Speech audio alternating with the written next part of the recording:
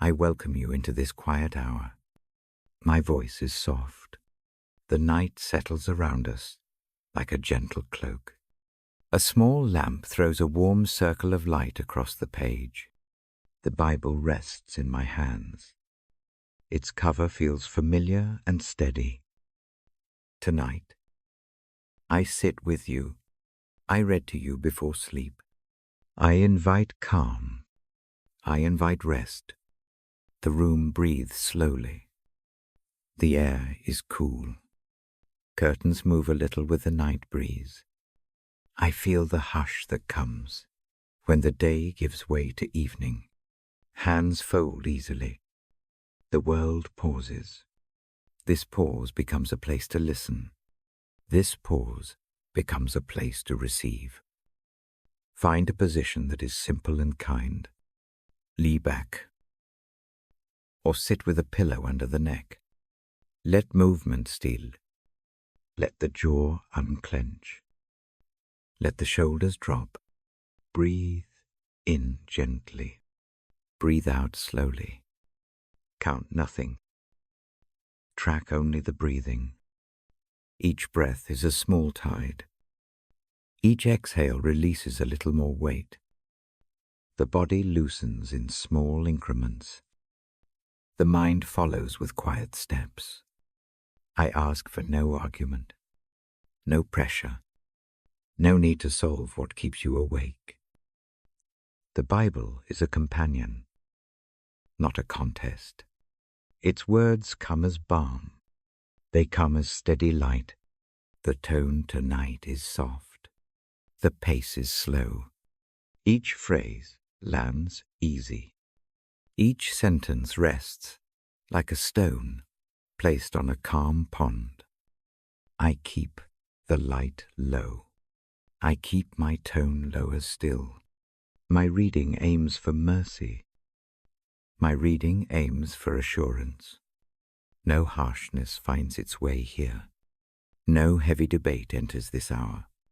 Instead, there is a gentle reminder you are known. You are seen. You are not alone in the hush. Images help. I picture a small harbor at dusk. Boats rock with a patient rhythm. Lanterns bob with tiny flames. The sea carries sound in a softened way. It does not demand anything from the harbor. It simply holds. The harbor holds. You are like that harbor tonight. You rest in a larger calm. The Bible sits open now. Fingers touch the edges of the pages. I do not rush. I do not hurry. The first passage I choose is one that leans into comfort. It speaks of steady presence. It speaks of a hand that guides. I do not quote speech. Instead, I let the mood of the passage settle into the room. The words I read are measured. Each line receives a beat. Each breath follows a line. As I read, allow those lines to fall where they will. Let them land on the parts that need tending. The heart sometimes holds old wounds. The mind sometimes spins questions. The body sometimes remembers pain. The passages I read hold space for all of that. They do not fix everything at once. They offer a quiet assurance that healing can be gentle and slow. They point toward mercy and hope, not as abstract ideas, but as present comforts. I speak in the present. I describe what the words do now. They calm like a hand on the shoulder. They soothe like water on thirsty ground.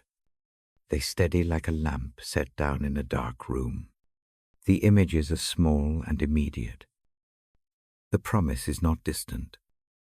It touches now.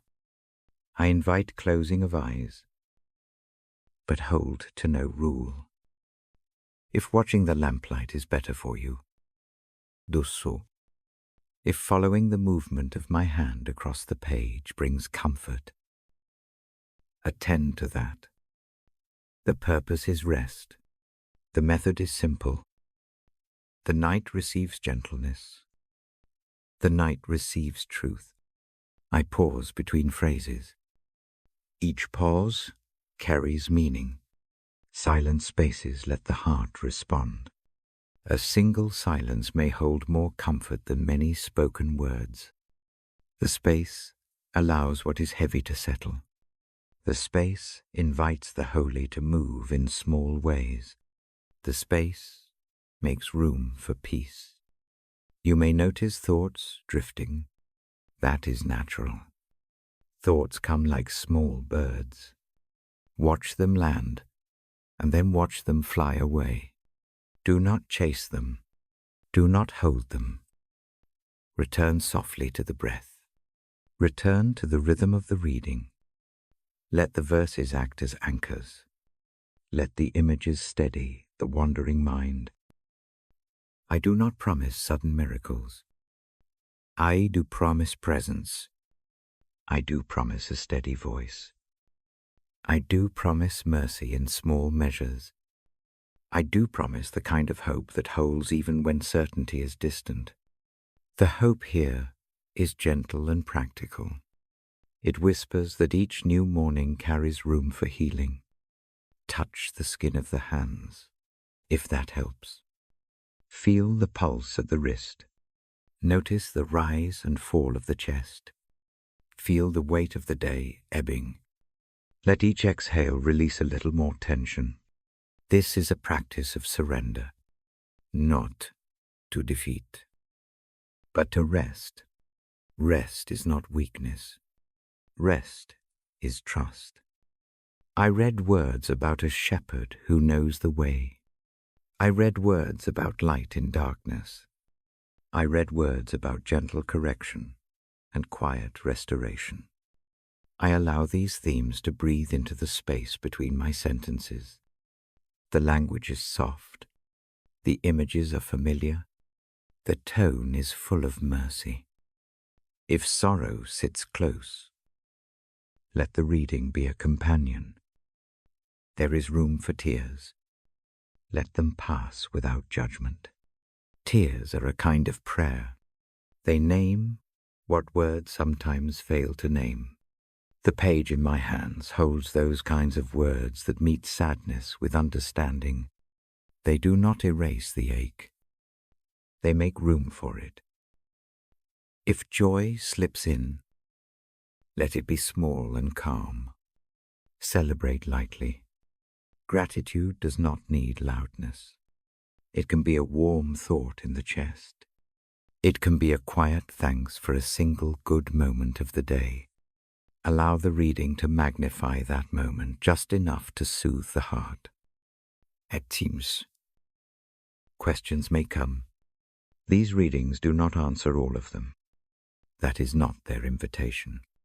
Their invitation is to sit in presence and to trust that the one who watches also holds questions. If a question must be brought to the night, offer it simply. Say it in the silence. Let the silence be a place where questions rest. 2. Soft music might help, but it is optional. I often keep only the sound of the voice and the small rustle of pages. The night outside acts as a natural chorus.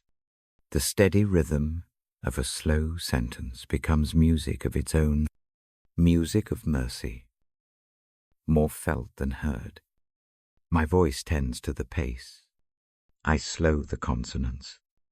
I let vowels languor a touch. The aim is not performance. It is tenderness. The aim is to make the words carry like a warm cloth. Each idea arrives with care. Each concept gets a moment to be absorbed. There is no rush to the end. If your eyelids grow heavy, that is fine. Sleep may come before the reading finishes. That is part of the design. This hour is for rest, not for endurance. The passages will remain. They wait patiently for another night if needed.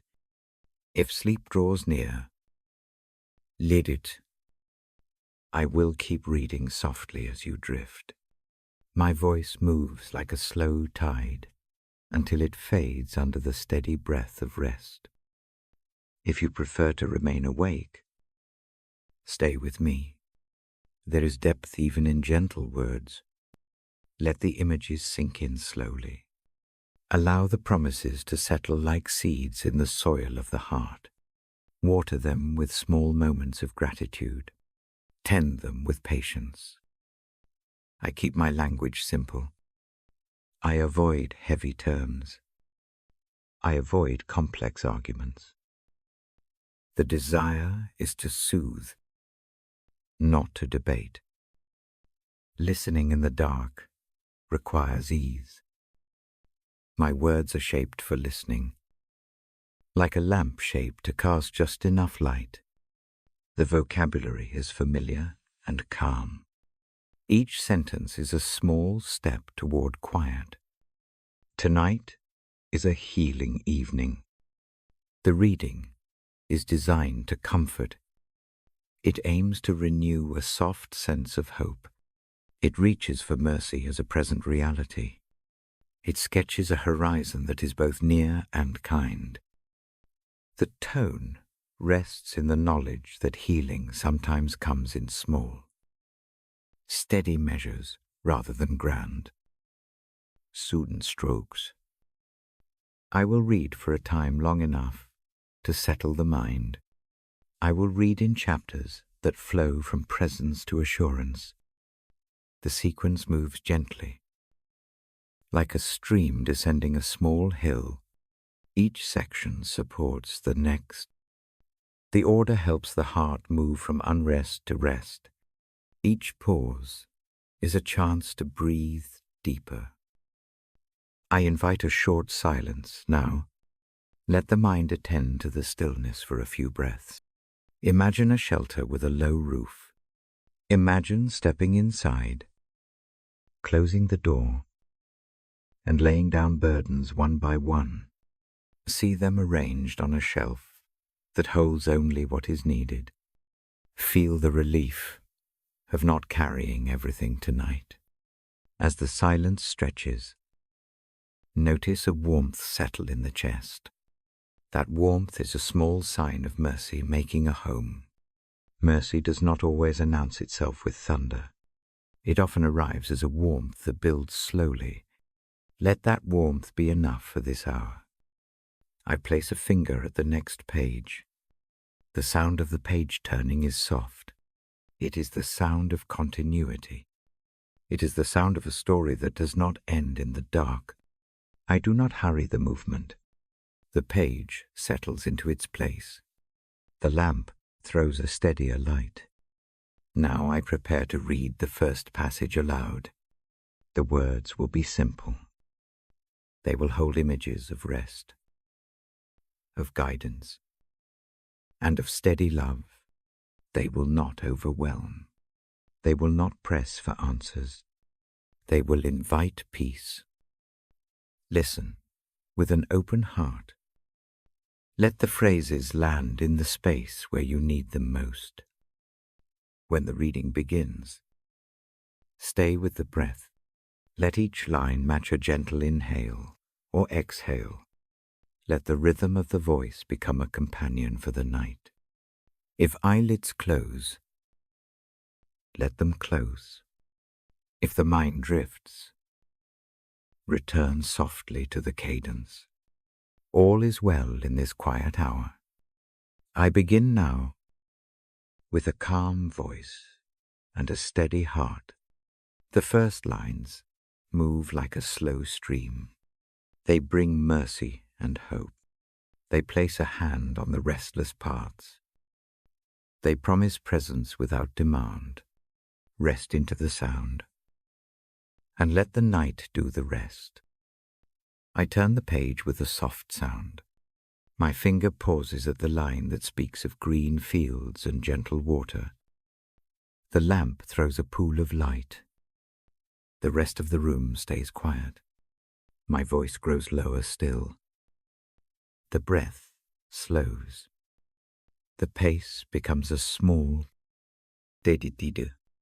The passage paints a simple scene. It leads me into a field. The grass is low and kind.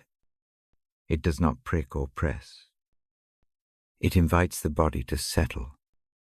The idea is not of grand landscapes. It is a small clearing, the kind that leans toward comfort, the kind that makes lying down easy. I let the image form slowly. Imagine the earth, warm under the cheek. Imagine the back sinking into softness. No sharp edges, no jostle. The world around this field moves gently and far away. Nearness remains only where the light holds steady. The heart draws simpler breaths. The shoulders uncurl a fraction. Beside the field lies water. It does not rush. It does not pull. The surface is like glass. A single leaf slides across, and the water only notices. The sound of water is small, and even it speaks of steadiness, more than motion.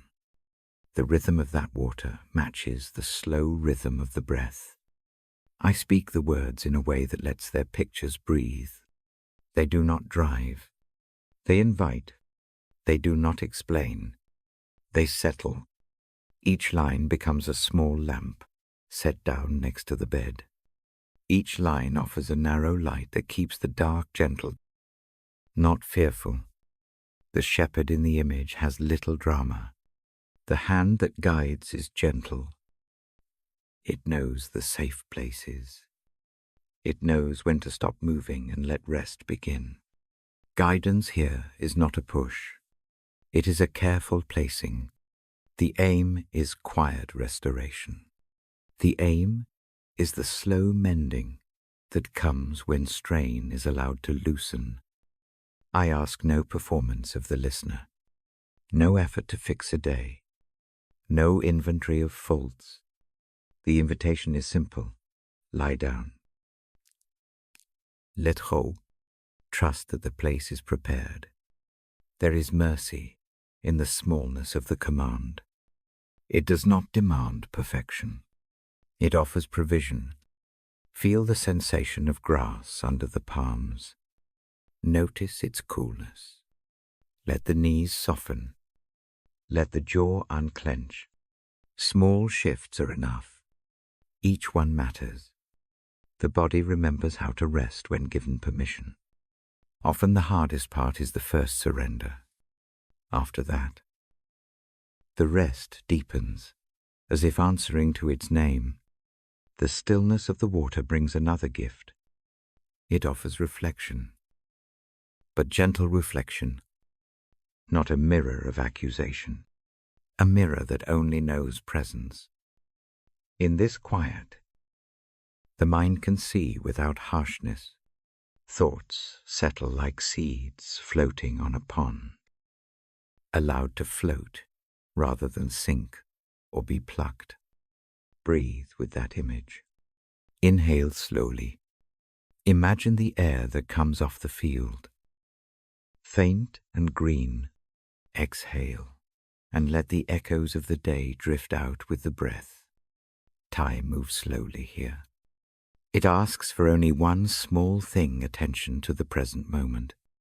Attention is a form of prayer in its own right. There is no rush toward answers. The place beside the water is not a laboratory for solving difficulties. It is a refuge for the worn. It is a place where the weary can be tended.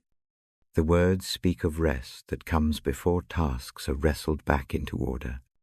First, rest, then clarity when it is ready. I keep the reading unadorned. The cadence is a careful step. I pause in the right times. Each pause is a pocket of silence where weight loosens.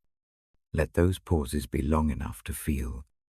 Let them be long enough to allow a breath to find its natural depth. Silence is part of the healing in these verses. Sometimes worry arrives with the image. It tries to worry about tomorrow while the field says lie down. Let worry sit nearby. Do not push it away harshly. Imagine placing it on a rock a short distance off. See it there? Know its presence. Know also that the field is wide enough to hold it without letting it take over. Soft light rests on the water. It glints, but does not glare. The glow is warm. It tells of a careful presence that watches without searing. This is mercy that does not consume. It is mercy that warms slowly, like sun through a window in the morning. It does not demand immediate change. It simply offers steady light. I slow my consonants. I let vowels linger a little. The sentences flow like shallow water. The language is simple. The aim is to be heard without strain. The ear can follow. The mind can settle. The heart can rest. These lines are chosen for their gentleness. If tears come, they are welcome. They are part of the letting go. Tears clean away some of the salt that has built up. They make space for new tenderness. In the hush beside still waters, tears move freely. They fall without judgment. They are part of the slow mending. If a small smile breaks through, keep it. Gratitude does not need fanfare. Let the small light be enough. A memory of good is a kind of rest too. It anchors the heart to what remains true when things feel thin. Hold that memory gently as the rest unfolds. The passage suggests a return. It speaks of being led back to quiet. That hint of return is not a demand to be better. It is an assurance that the path ahead includes moments of calm. Sometimes the path is only a breath long. Sometimes it unrolls further. Trust that the way includes places to lie down. Let the concept of leading be soft. A shepherd's step is not heavy. The movement is careful and present. Imagine a hand at the back, guiding the shoulders to loosen and the feet to stop pacing. The guidance knows when to move and when to stay. The rhythm is slow enough for the weary to keep pace without strain. I speak of rest as a form of trust. Trust here is small. It is not a grand statement. It is the quiet choosing to allow sleep.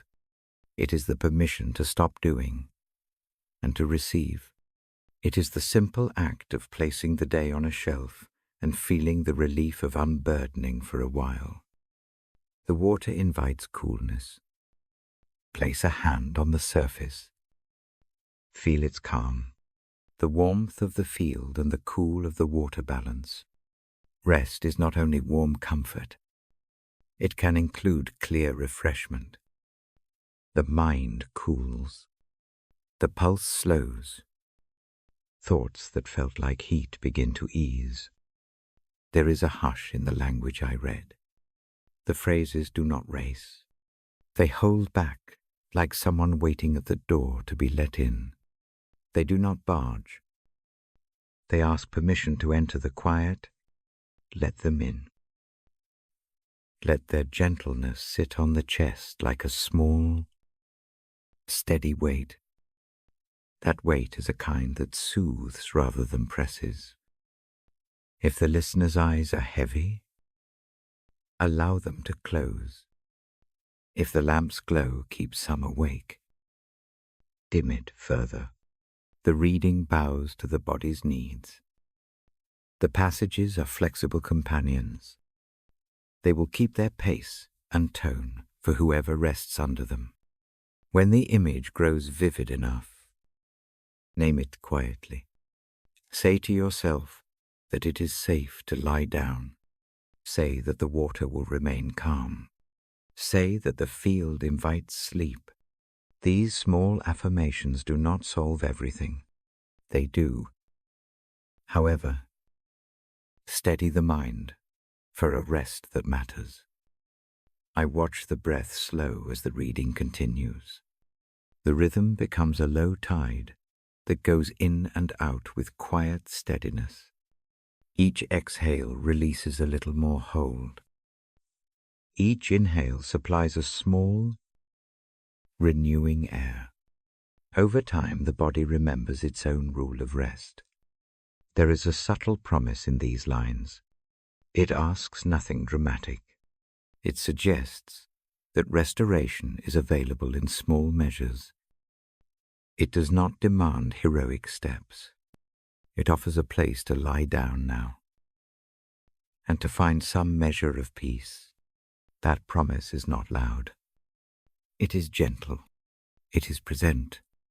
Now the quiet deepens. The words become fewer. The images remain. The field and the still water stay near. The lamp casts a smaller circle. My reading slows to nearly a whisper. The room takes up the quiet and holds it. If sleep arrives, let it come. If wakefulness remains, stay with the images a little longer. Before I close this portion, I place a soft invitation. Let the heart accept this small rest tonight. Let the breath be slower. Allow mercy to work in gentle steps. Trust for a while that the place beside the water is real enough for tonight's need. I mark the page with a finger, slow and careful. The touch is light. The lamp flickers a hair and then steadies. The room keeps its hush. The passage rests in the hands like a fruit that ripens quietly. There is no rush to pick it. It sits waiting, ready for you whenever you will return. I will pause now. Keep the image of the field and the water close. Let the breath match their rhythm. If the eyelids close, that is a gift. If the mind stays, walk gently through the scene. I remain here, turning the next page slowly in my mind. The pace will stay gentle. The care will not lessen. This part closes with a calm certainty. Rest can be chosen. Rest can be found beside still waters. The night allows it. The lamp approves. The small book in my hands keeps its place. When we continue, the next lines will build on this quiet. For now, let this whisper of rest be enough. My finger rests at the edge of the page. The lamp keeps a small pool of light. The night listens. In this moment, picture a tranquil scene by still waters. The surface lies smooth like glass. A few reeds bend at the bank. The air tastes faintly of cool evening. A single pebble would make the whole pond remember motion for a moment. And then the pond would forgive the disruption and become still again. I read aloud in a slow, steady way. The passage I hold leans into forgiveness.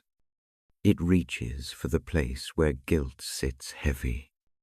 It speaks into the small, private pocket of the heart where regret nests.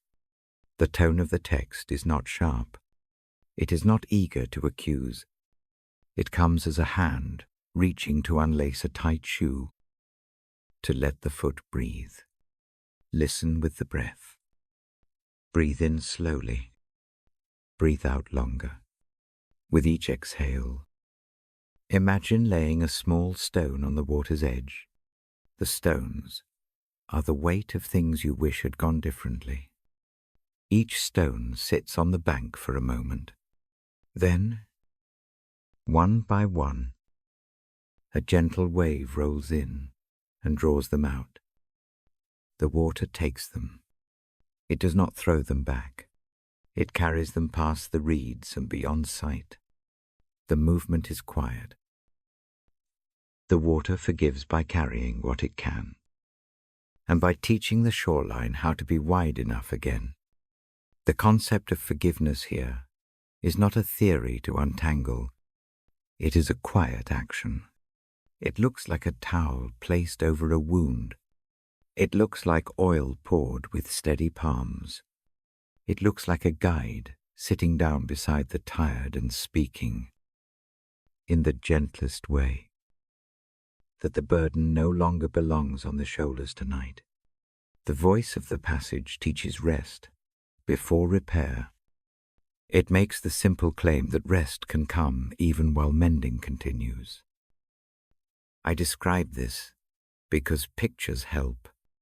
Visuals are small bridges for the wandering mind. Picture your hands empty now. See them open. Feel the cool of the air on the skin where tension used to live. Let the shoulders drop a degree. The spine softens. The jaw eases. Small things matter. Those small shifts make room for forgiveness to enter.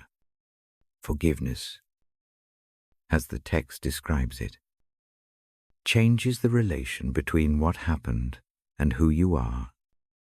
It does not pretend the past did not occur. It does not insist on forgetting. It alters how weight settles on the heart. Imagine à leisure. The writing remains, but the hand that records the debt now wraps it in a soft cloth and sets it aside. The ledger sits closed for a while. This is mercy that knows memory, but does not let memory tyrannize the present. I keep my voice low. The sentences move like slow oars. Each phrase gives a moment to settle. If a thought rises that questions worthiness, do not chase it with argument. Let it float like a leaf on the pond. Watch it be carried toward the center. The pond will not judge it. The pond will hold it and let it keep moving. Practically, forgiving begins in small acts. Name the wound in a single quiet breath. That naming is not for the purpose of replaying pain. It is the first step in handing it over. Imagine placing the name on a leaf. Set the leaf on the water. See it drift. The leaf will go where the current decides. You are not required to hold on while it travels. The passage I read nudges the listener toward a simple ritual. It asks that we admit the hurt. Then it offers a picture of cleansing. Imagine a basin of clear water beside the bed. Dip both hands in. Feel the water's coolness. Rinse the palms as if the day can be washed from them. The motion is small.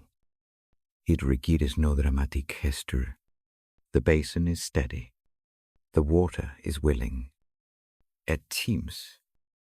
The mind hears words of forgiveness and thinks it must perform great proof. The reading softens that impulse.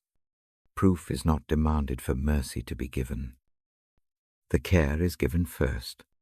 The heart learns to receive it. Receiving looks like a slow inhale and a longer exhale. It looks like staying still while the world continues around you. It looks like letting the body trust a moment of ease. Guilt often speaks in loud fonts. Mercy uses small print and a softer hand. It whispers that worth does not hinge on error.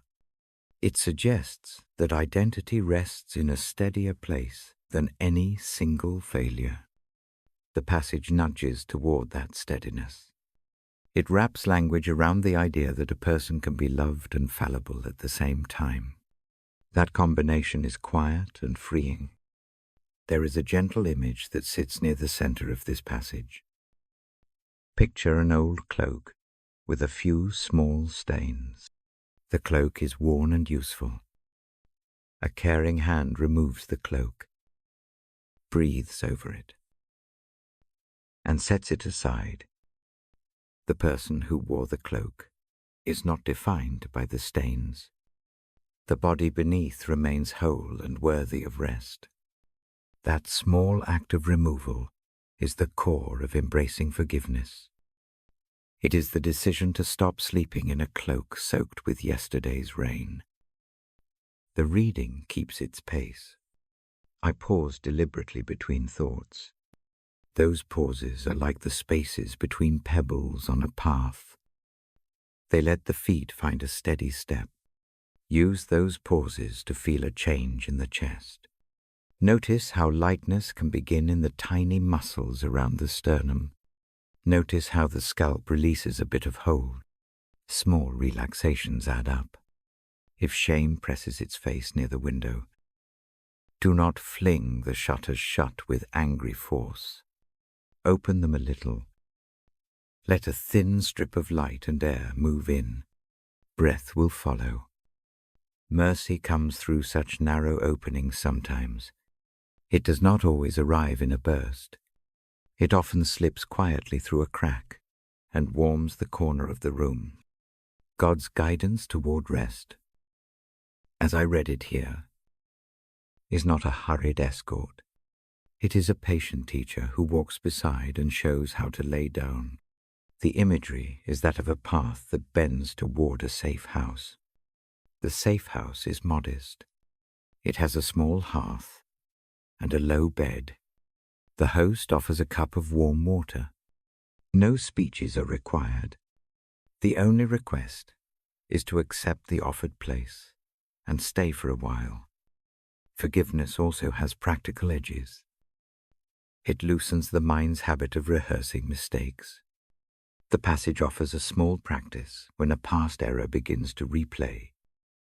Name the moment as a memory, not as a verdict. Then return to the present breath. Notice how the breath anchors you to now. Each return slows the mind's rehearsal of pain. Over time, the rehearsals lose their energy. The reading does not push for instant peace. It suggests steady acceptance. Think of a garden after rain. The soil still holds traces of last night's storm, but the plants stand a little greener. This is the way forgiveness tends the inner garden. It does not wipe the mud away magically.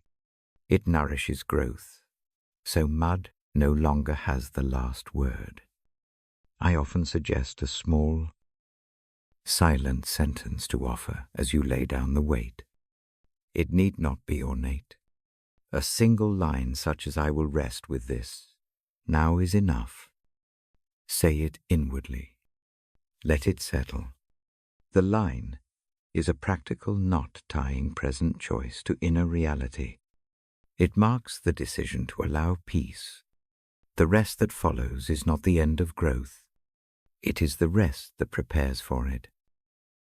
The text I read tonight emphasizes that mercy reaches into darkness without trumpets. It does not insist on perfect confession to be near. It leans in when the heart looks down. Picture a lantern set at the foot of the bed. Its light is small and steadfast. It does not spotlight every corner of the room. It simply offers enough light to breathe by. That is the kind of light forgiveness offers. As the reading continues, imagine the still waters reflecting the lamp. The reflection is gentle and a little trembling. Even the reflection forgives the disturbance of a breeze. It smiles as ripples calm. Allow such tenderness to touch you. It is enough for tonight. If tears come, let them. Tears are a quiet kind of speech.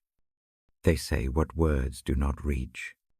They cleanse in the same soft way that an ordinary rain clears dust from leaves. There is no need for drama.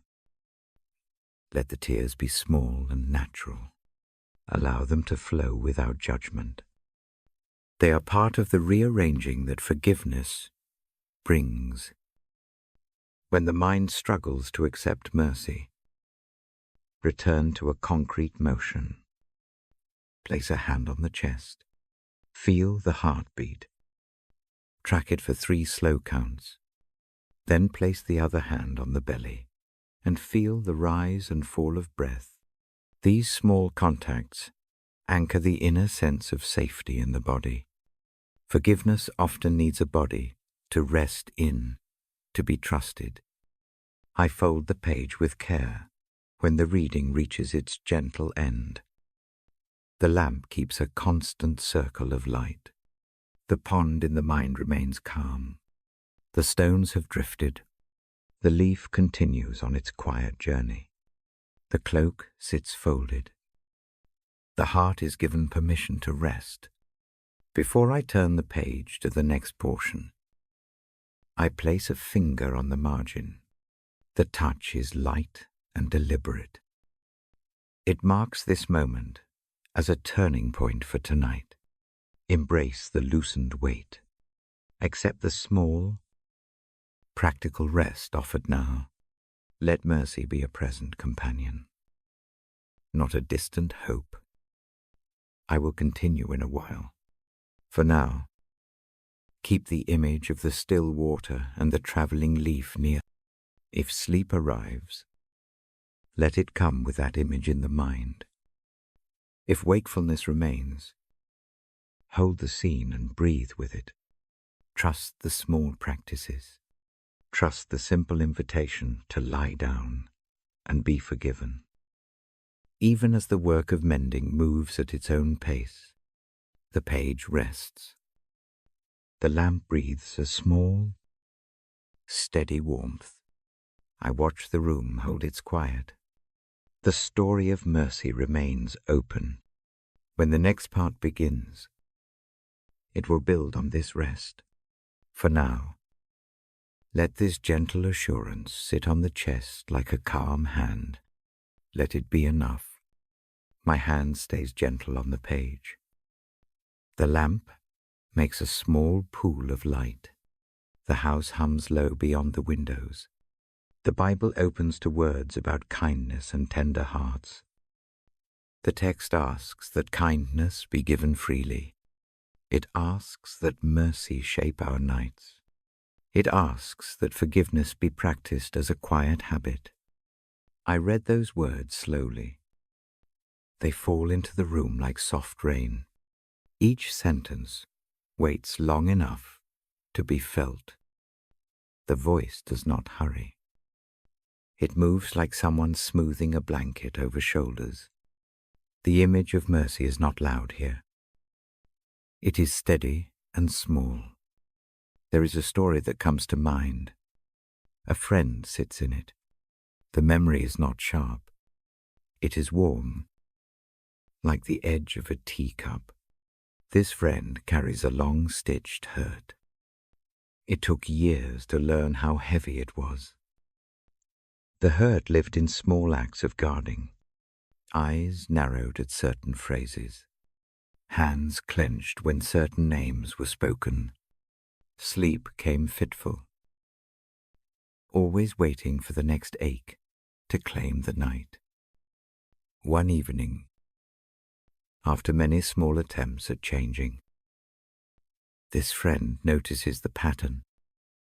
It looks like a path worn into the carpet. Each step is familiar. Each step brings tiredness. The decision made is quiet and without fanfare. It is not a grand speech. It is a simple choosing to stop rehearsing the offense at every dark hour. The method is oddly ordinary. A single sheet of paper is folded. On it, the name of the burden is written in a careful hand. The paper is not needed for theatrics. It is a small hinge for the heart. The name sits on the page like a pebble on the palm. Then the paper is carried down to a river at dawn.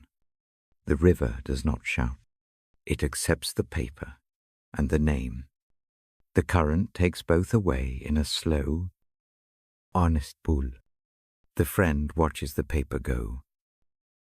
In the watching, notices that the shoulders have lowered a shade. That morning does not erase memory. It does not heal every scar. But it opens a new space in sleep. The mind wakes less often to replay. The chest unclenches enough for a few longer breaths. I tell that story because it is simple and practical. It does not demand wonder. It shows a small work of letting go. Forgiveness often looks like a domestic act. It is a habit of returning to rest. Again and again. The passage I read points toward the sacredness of this kind of action. It calls for kindness that proceeds from a heart freed by grace. It suggests that we forgive as we have been forgiven. The tone is gentle and insistently practical. The emphasis rests on a daily willingness, not on dramatic feelings. I pause on the line about tender hearts.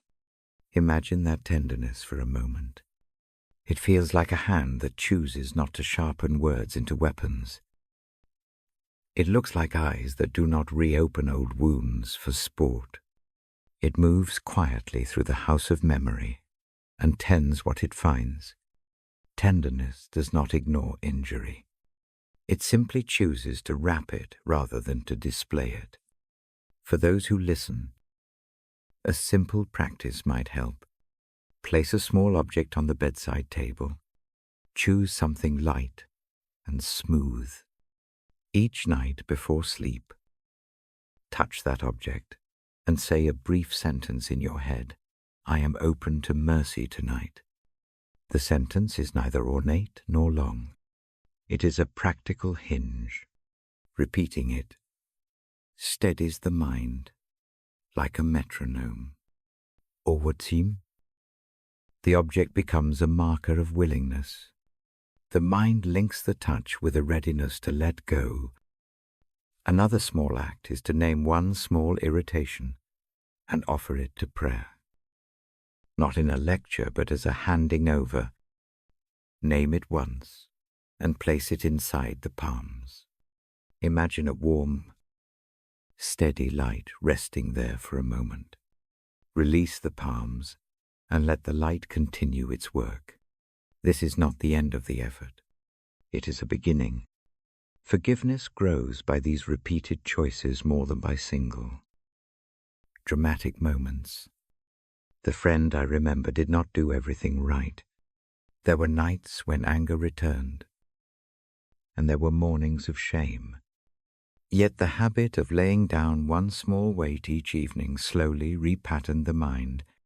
Sleep grew deeper. The voice in the night became less critical. Mercy, practiced as a quiet discipline, began to alter the tempo of life. The reading leans into the idea that letting go is not a sign of weakness. Rather, it is an act of courage. It takes strength to open the hand that holds a grievance. It takes a kind of bravery to admit that the memory has a claim, and then to refuse that claim its nightly dominion. I read the text in a measured way, emphasizing that mercy is a gift and a task. The gift is already given.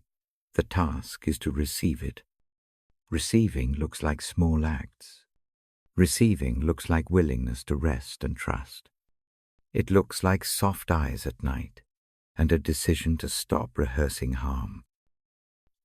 There is a quiet assurance in the pages. The assurance is not a promise of instant peace. It is a promise of presence. It says that the heart need not stand alone under its burdens. It suggests a companion who walks through the dark, offering steady light. And sometimes, as tonight, a voice that reads and rests beside the listener. If the mind resists forgiveness because of fairness, notice that resistance with compassion, fairness is a strong impulse. It wants balance, accounting, writing, but mercy asks for a different posture. It asks for a willingness to let balance rest in another hand. That posture does not deny justice. It simply acknowledges that the weight of holding the score all night wears the holder thin. For those who feel unready to forgive another, the passage offers a softer starting place.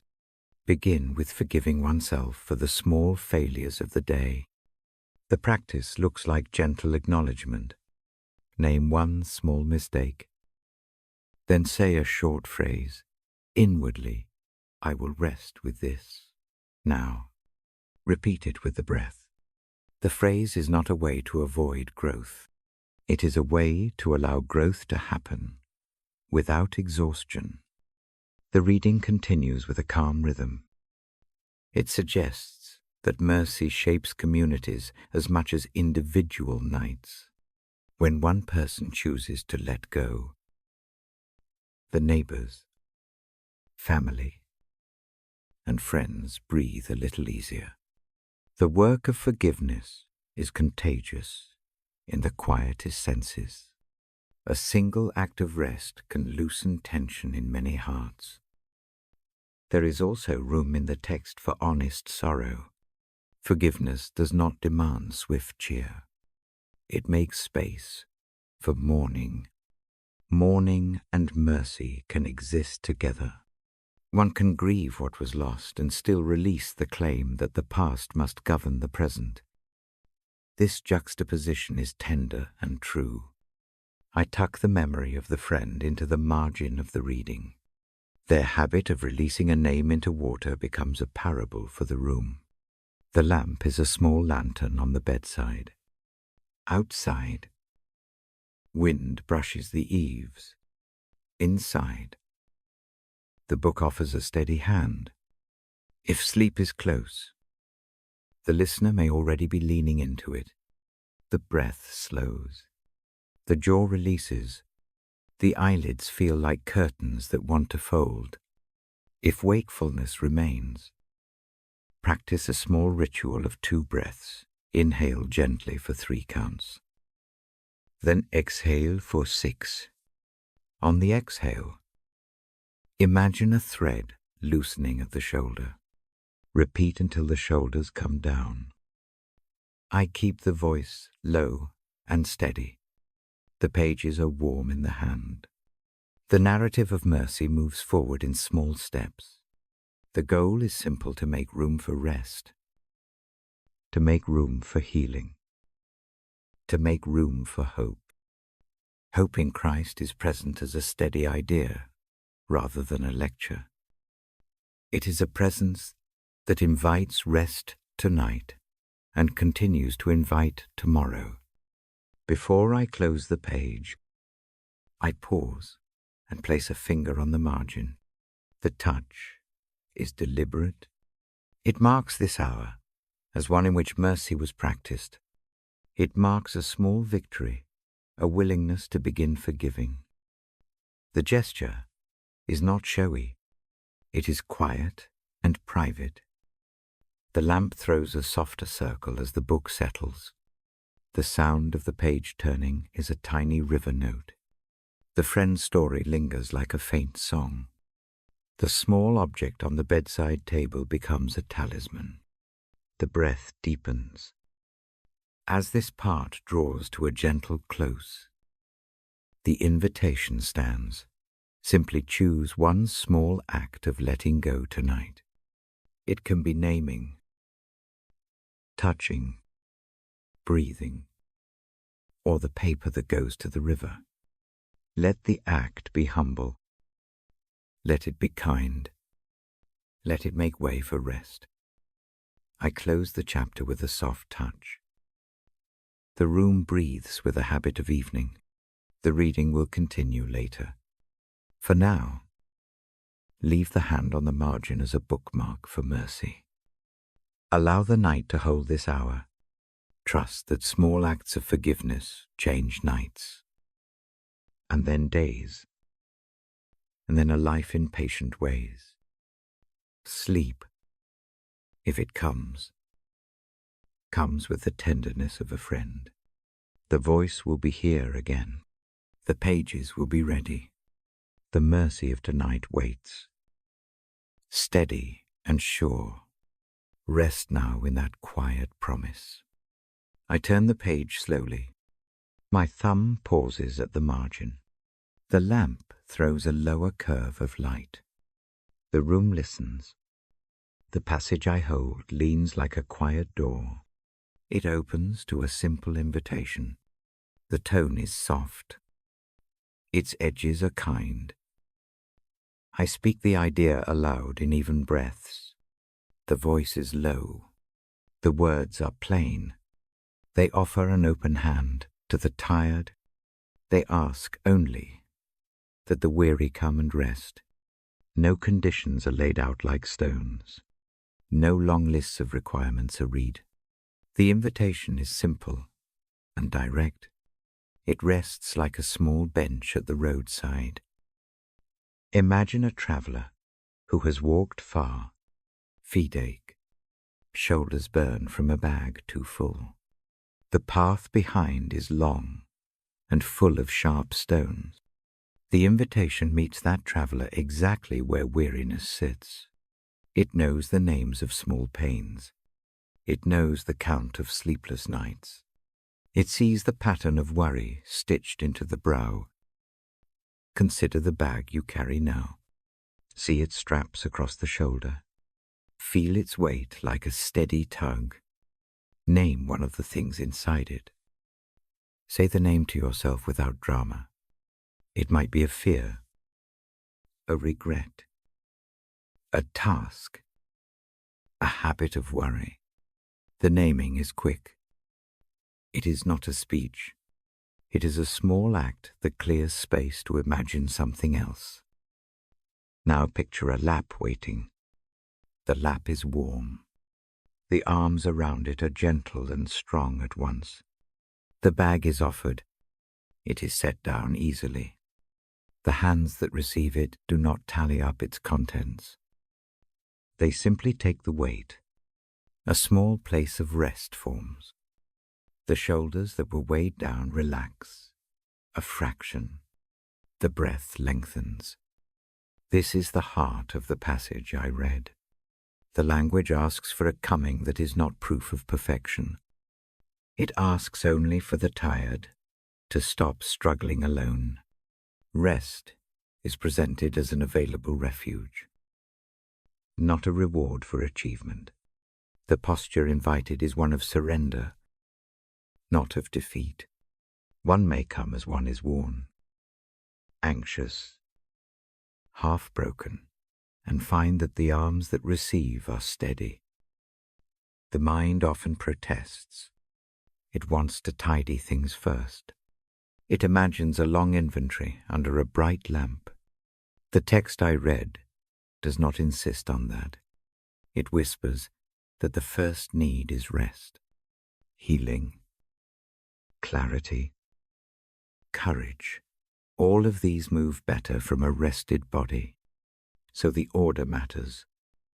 Lay down, breathe, then move.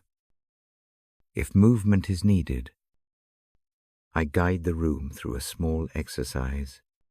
Place a hand on the chest. Place the other at the belly. Feel the 2 centers of breath. Inhale slowly for 3 quiet counts. Let the air pool. Exhale 2 counts longer. Imagine the exhale carrying a small, heavy thing away with it. Repeat. Let each breath be a ferry for a little weight. No hurry. No measuring. In the mind, create a simple image of being carried. The arms are present. steady. Sure, they hold without squeezing. They cradle without softness that turns fragile. They know how to support a body and hold a soul at the same time. Allow the image to be physical. Feel the slow lift beneath the shoulder blades. Notice how the jaw eases. Notice how the eyelids grow a fraction heavier and kinder to themselves. There is tenderness in the invitation. It is not a public spectacle. It is a private offering. It smells faintly of home. Think of a small house with a warm hearth. A hand sets down a mug of something gentle. A blanket is offered. The guest does not need to explain the journey at the door. The host simply offers rest. That is the texture of the passage in my hands. Sometimes the weary are afraid to come. Fear murmurs that rest will empty the shelf of readiness. It worries that things will collapse if not held. The reading pushes back gently. Rest is not surrender to chaos. It is a wise pause. A person who rests sleeps better, thinks clearer, and can return to tasks with steadier faithfulness. The pause is part of the work, not an abandonment of it. If anger is close by, it may try to keep the bag on the shoulder. Anger claims that letting go is naive. The voice in the book answers by offering presence. It does not dismiss the anger. It offers that anger a place to be seen without being allowed to monopolize the night. The arms that receive do so without resentment. They hold enough room for truth and for rest.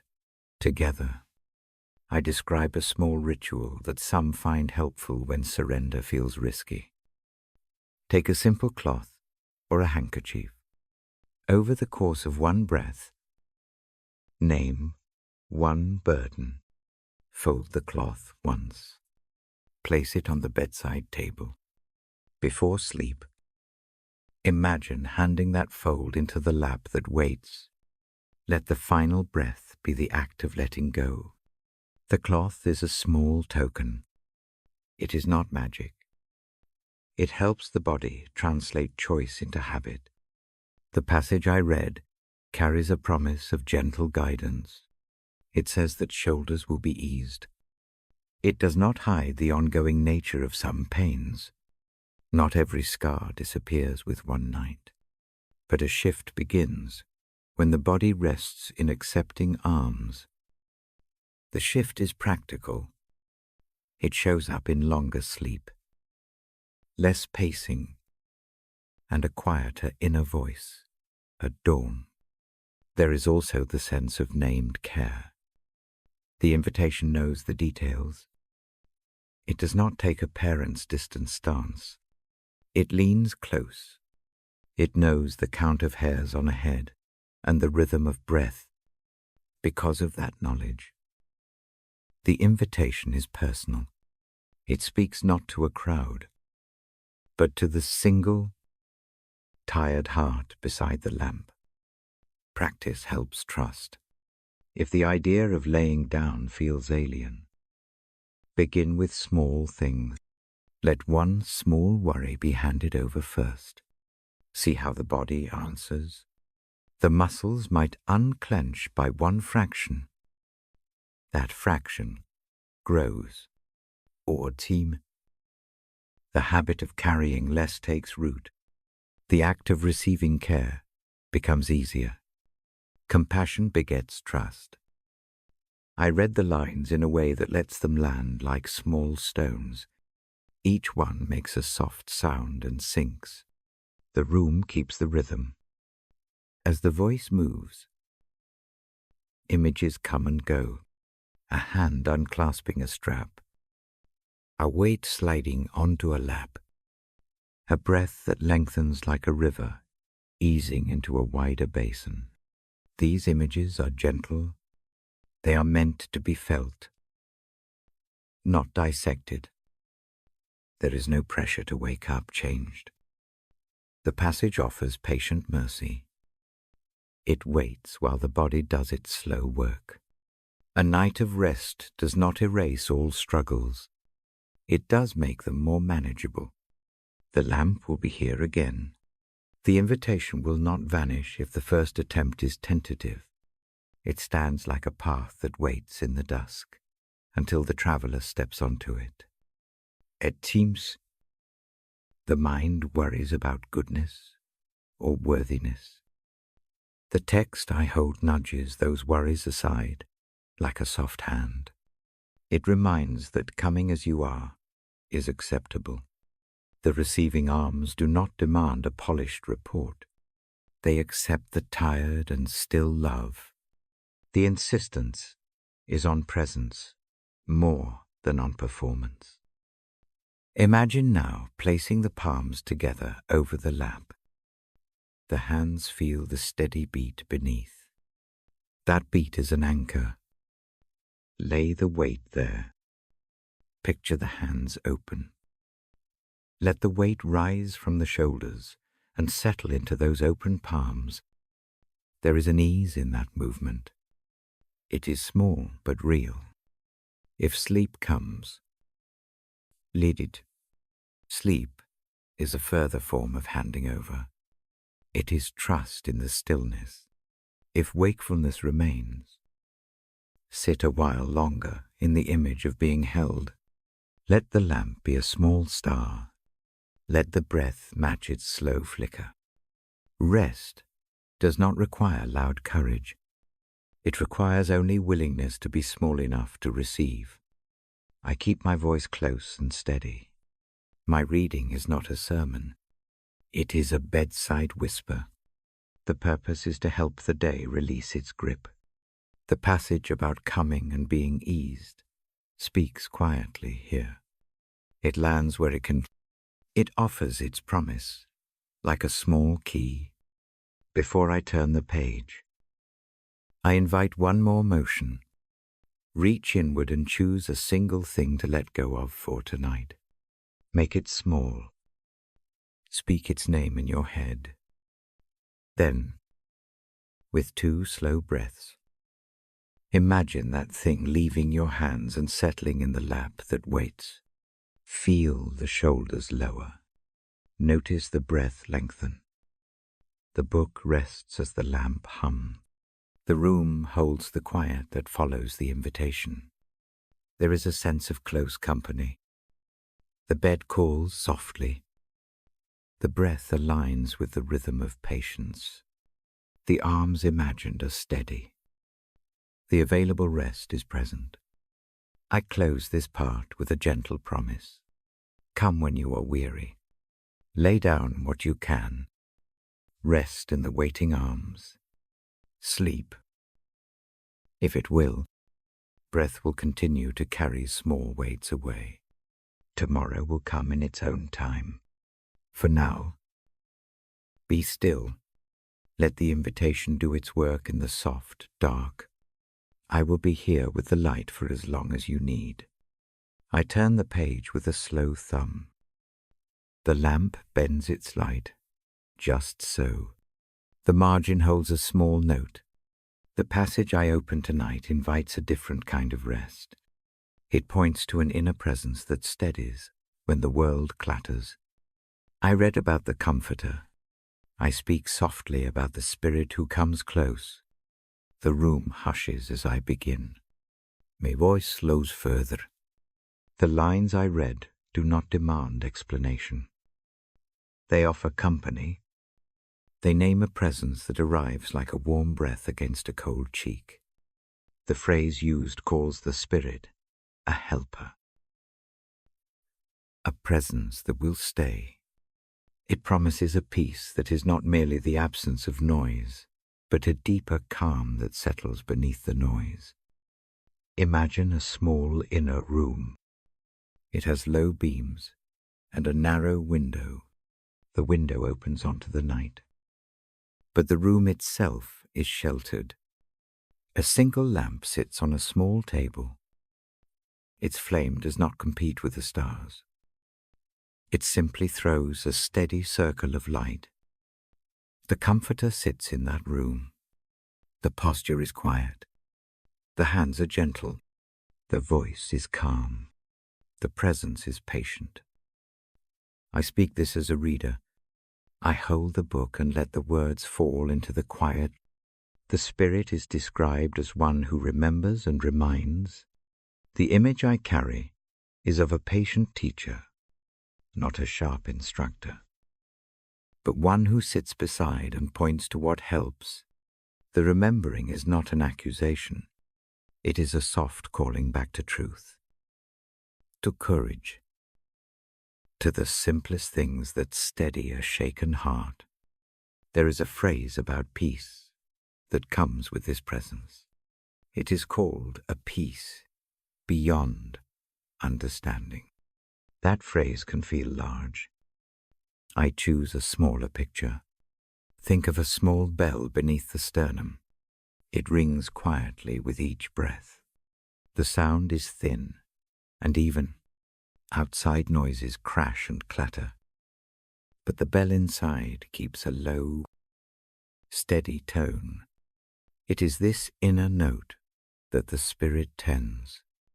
It is small, but it holds a space where the rushing world becomes background noise. I invite a simple practice. Place one hand on the chest. Feel the warmth there. Breathe in slowly to a count that feels easy. Let the breath arrive for 3 gentle counts. Hold for a single, calm moment. Then let the breath go longer than it came. Imagine the inner bell ringing as the breath moves. On each exhale, picture some small portion of noise slipping past the bell and falling away. Repeat until the shoulders show a hint of ease. The Comforter is also called Counselor in the text. That name suggests guidance that comes quietly. Guidance may appear as a sudden clarity or as a steady nudging towards small choices. It might be an urge to rest, a quiet easing of a thought, or the soft courage to let an argument go for the night. The Spirit does not force. The Spirit invites and waits. I read that the Spirit gives peace. This peace sometimes arrives when everything else feels loud. The world may shout, traffic hums, messages blink, but inside, a hush spreads that cares more about steadiness than about having all the answers. This hush is like an inner mantle. It covers the shoulders and cools fevered thoughts. It does not remove the things that trouble. It makes the space to live with them without being consumed. Think of the mind as a room filled with small lamps. Some are bright and anxious. Others are dim and tired. The Comforter walks softly among them. A hand passes over the lamps, and they settle into a gentler glow. Nothing is snuffed entirely. Nothing is forced. The room is calmed by steady company. As I read, I also mentioned that the Spirit is present as a teacher of memory. Memory here is not about piling up facts. It is about the slow work of remembering what is good and true. When the mind dwells on faults and failures, the Spirit guides it back to mercy, to small truths that steady the heart. Remembrance happens softly. It feels like a light touch on the shoulder reminding someone they are not alone. The presence of this Comforter is practical. It meets panic with steadiness. It meets racing thoughts with a measured breath.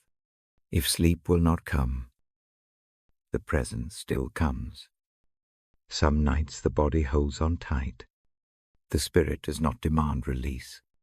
Instead, the Spirit sits with the grip, patient and present, like someone who knows how to wait without watching the clock. I speak of an image now. small and simple.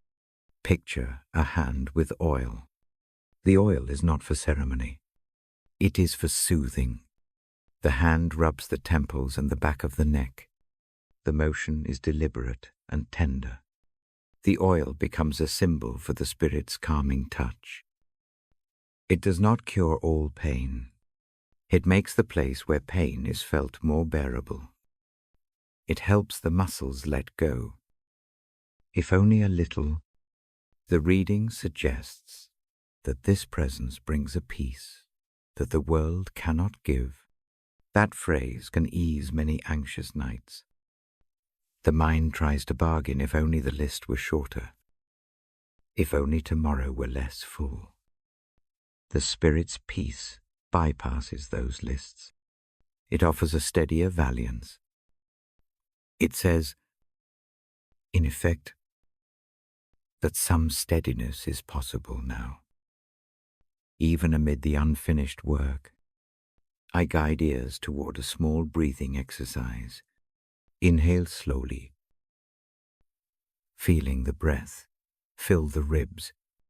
Imagine the breath reaching the base of the lungs like a small tide.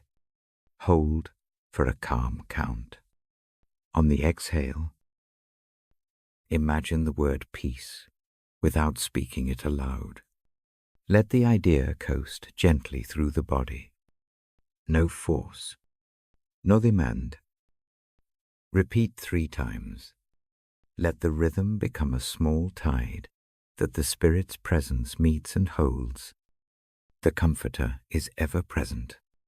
Ever can feel like a big word at night. I make it small. Imagine a small seam in clothing that never frays. It is stitched and restitched. It holds even when fabrics pull.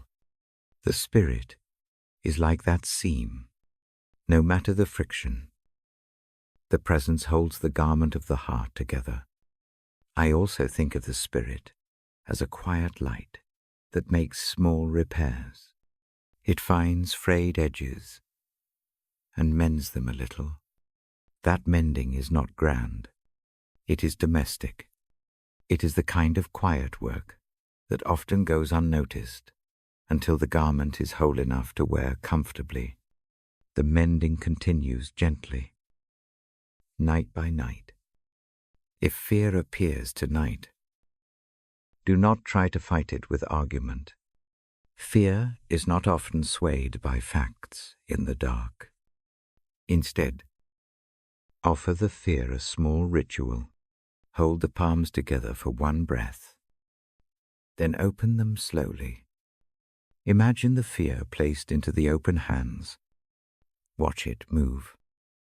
Not as a performance, but as an acknowledgement. Let the Spirit's presence be the steady, accepting lap that receives the weight.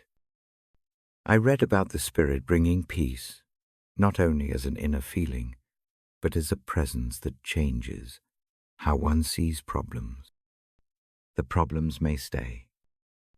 The heart carries them less like a burden and more like a parcel that needs occasional attention. The parcel is not the whole person.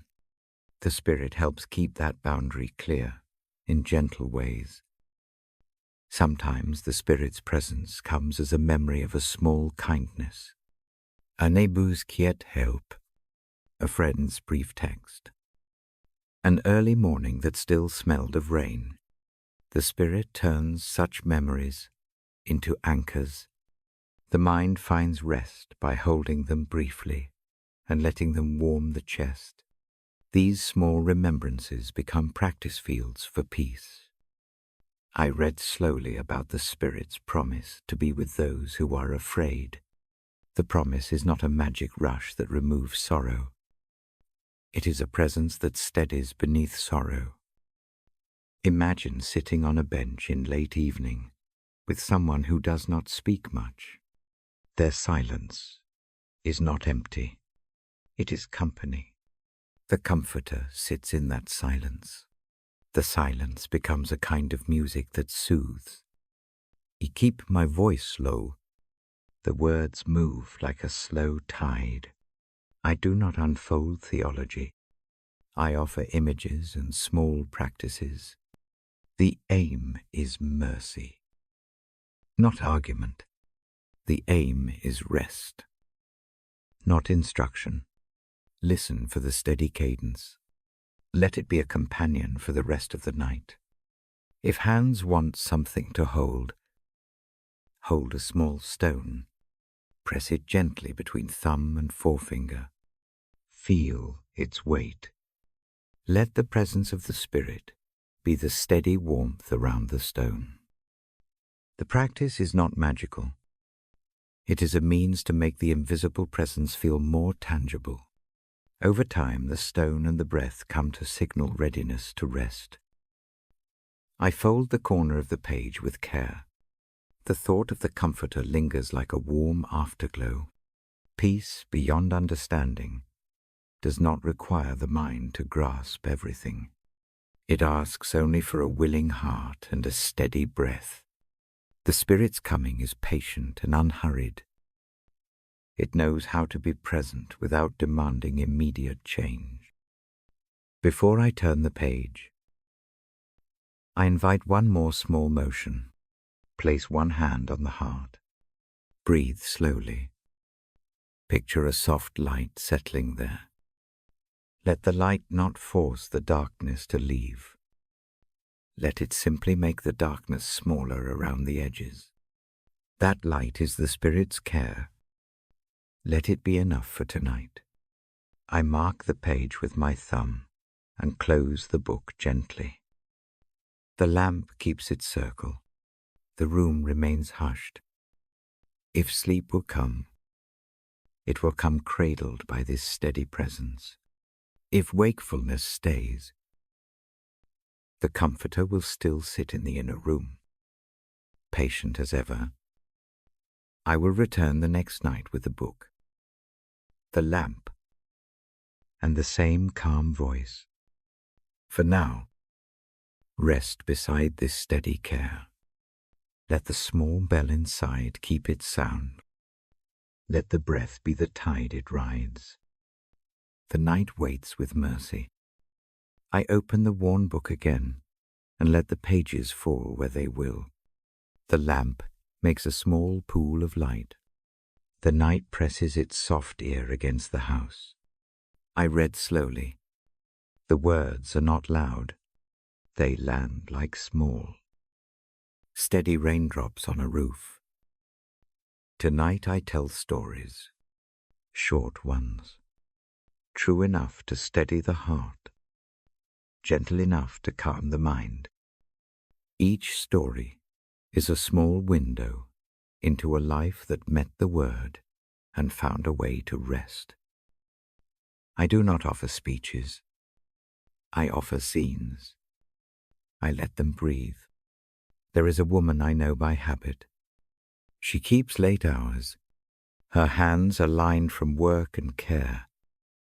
When she comes here at night, she brings a small cloth and a cup of warm tea. She places the cup on the bedside table and opens the book. She does not strain to understand everything she reads. She listens for a single sentence that will become a pillow for the day's weight. The sentence is simple. It sits in her chest like a small stone, warmed by the sun. She presses her palm against it and breathes slower. Sleep arrives in soft steps. Another night I think of a man who counts in a restless rhythm. He keeps lists in his head.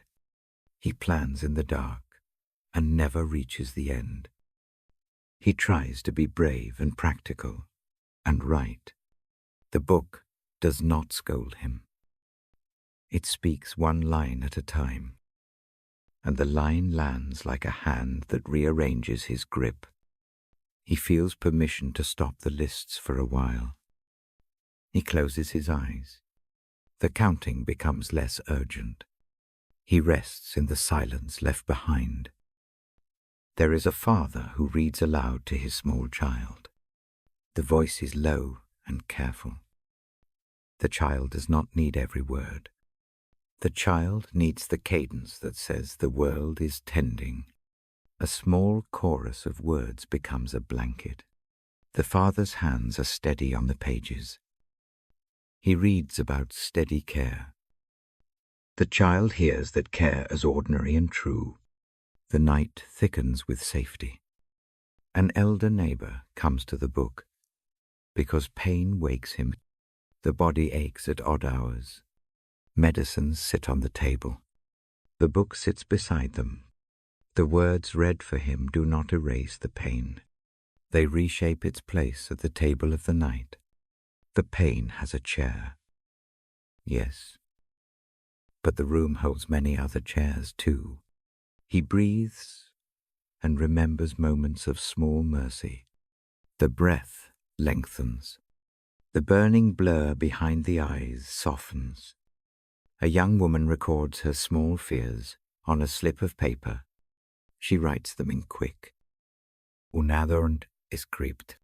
Once a night, she opens the book and lays the paper beside it. She reads, not to drown the fear, but to let the fear sit next to something that speaks in a steadier voice. She notices how the words echo with gentleness.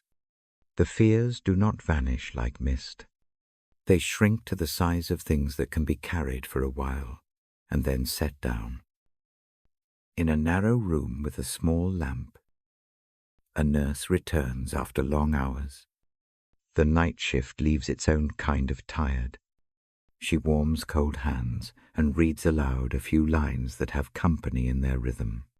The lines anchor her to a purpose that is kinder than duty. The exhaustion that comes from giving returns the favor by making her grateful for rest. She allows herself to be tended tonight. There is a teacher who used to plan out loud in the kitchen. The mind that once catalogued lessons now needs a gentler exercise. The book offers short phrases that become study for the heart. The teacher practices listening. Slowly, the compulsion to perform dulls. The body remembers how to let go. A single breath becomes practice enough to begin again tomorrow. A young man with a trembling habit holds the book to steady hands. He reads aloud to himself not for eloquence, but for steadiness. Each syllable becomes a stitch. His voice is a small thread that hems the raw edges of his fear. The room grows quieter with the work of speaking softly. He lays the book down when the voice begins to thin. A calm settles like a small cloth over the shoulders.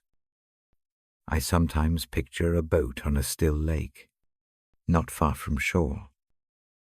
Someone sits and reads, not the entire day, but long enough for the sound of the words to mingle with water and sky. The person listening is not enlightened in one sitting. The book becomes a rhythm. The rhythm is nourishment. It steadies the hands and cools the mind. The breath matches the little laps of water against the hull. These stories are small. They do not promise instant fixes. They do not offer proofs. Each one offers evidence of a slow work. The word moves, not like a sudden hammer. It tends like a careful neighbor who comes with bread and a warm blanket. The speech that reads from the page becomes a companion. The companion does not solve each problem in a night. Instead, it changes the shape of the night so that the person inside it can breathe. Tonight I read in such a way that the sentences become pathways. They lead toward mercy. They invite people to place one thing down and then another. A night of small acts matters. One small making of space is a practice of trust. Over time, these small practices shape longer sleep. They shape steadier mornings. One story I hold lightly in my hands is of a widow who keeps her lamp low. She opens the book and finds a verse that folds like a hand over her heart. In its presence, she learns to mark the loss and not be defined by it. She finds that remembrance can exist beside quiet hope. The lamp warms the page. The hope warms the hand. The two create a shape that the night can hold. Another quiet scene is of someone who learned to forgive in small measures, not the grand forgiving in a public place, a humble forgiving that begins at bedtime. Each night, a small offense is named and then placed on a shelf.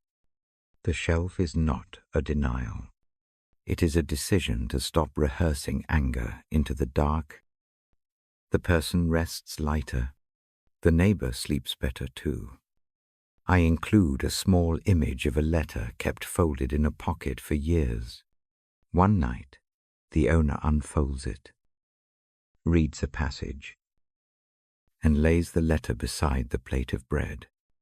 The letter and the page become witnesses to a choice to receive the words of calm and to let them act gently over memory. The sleep that follows is not perfect, but it is different.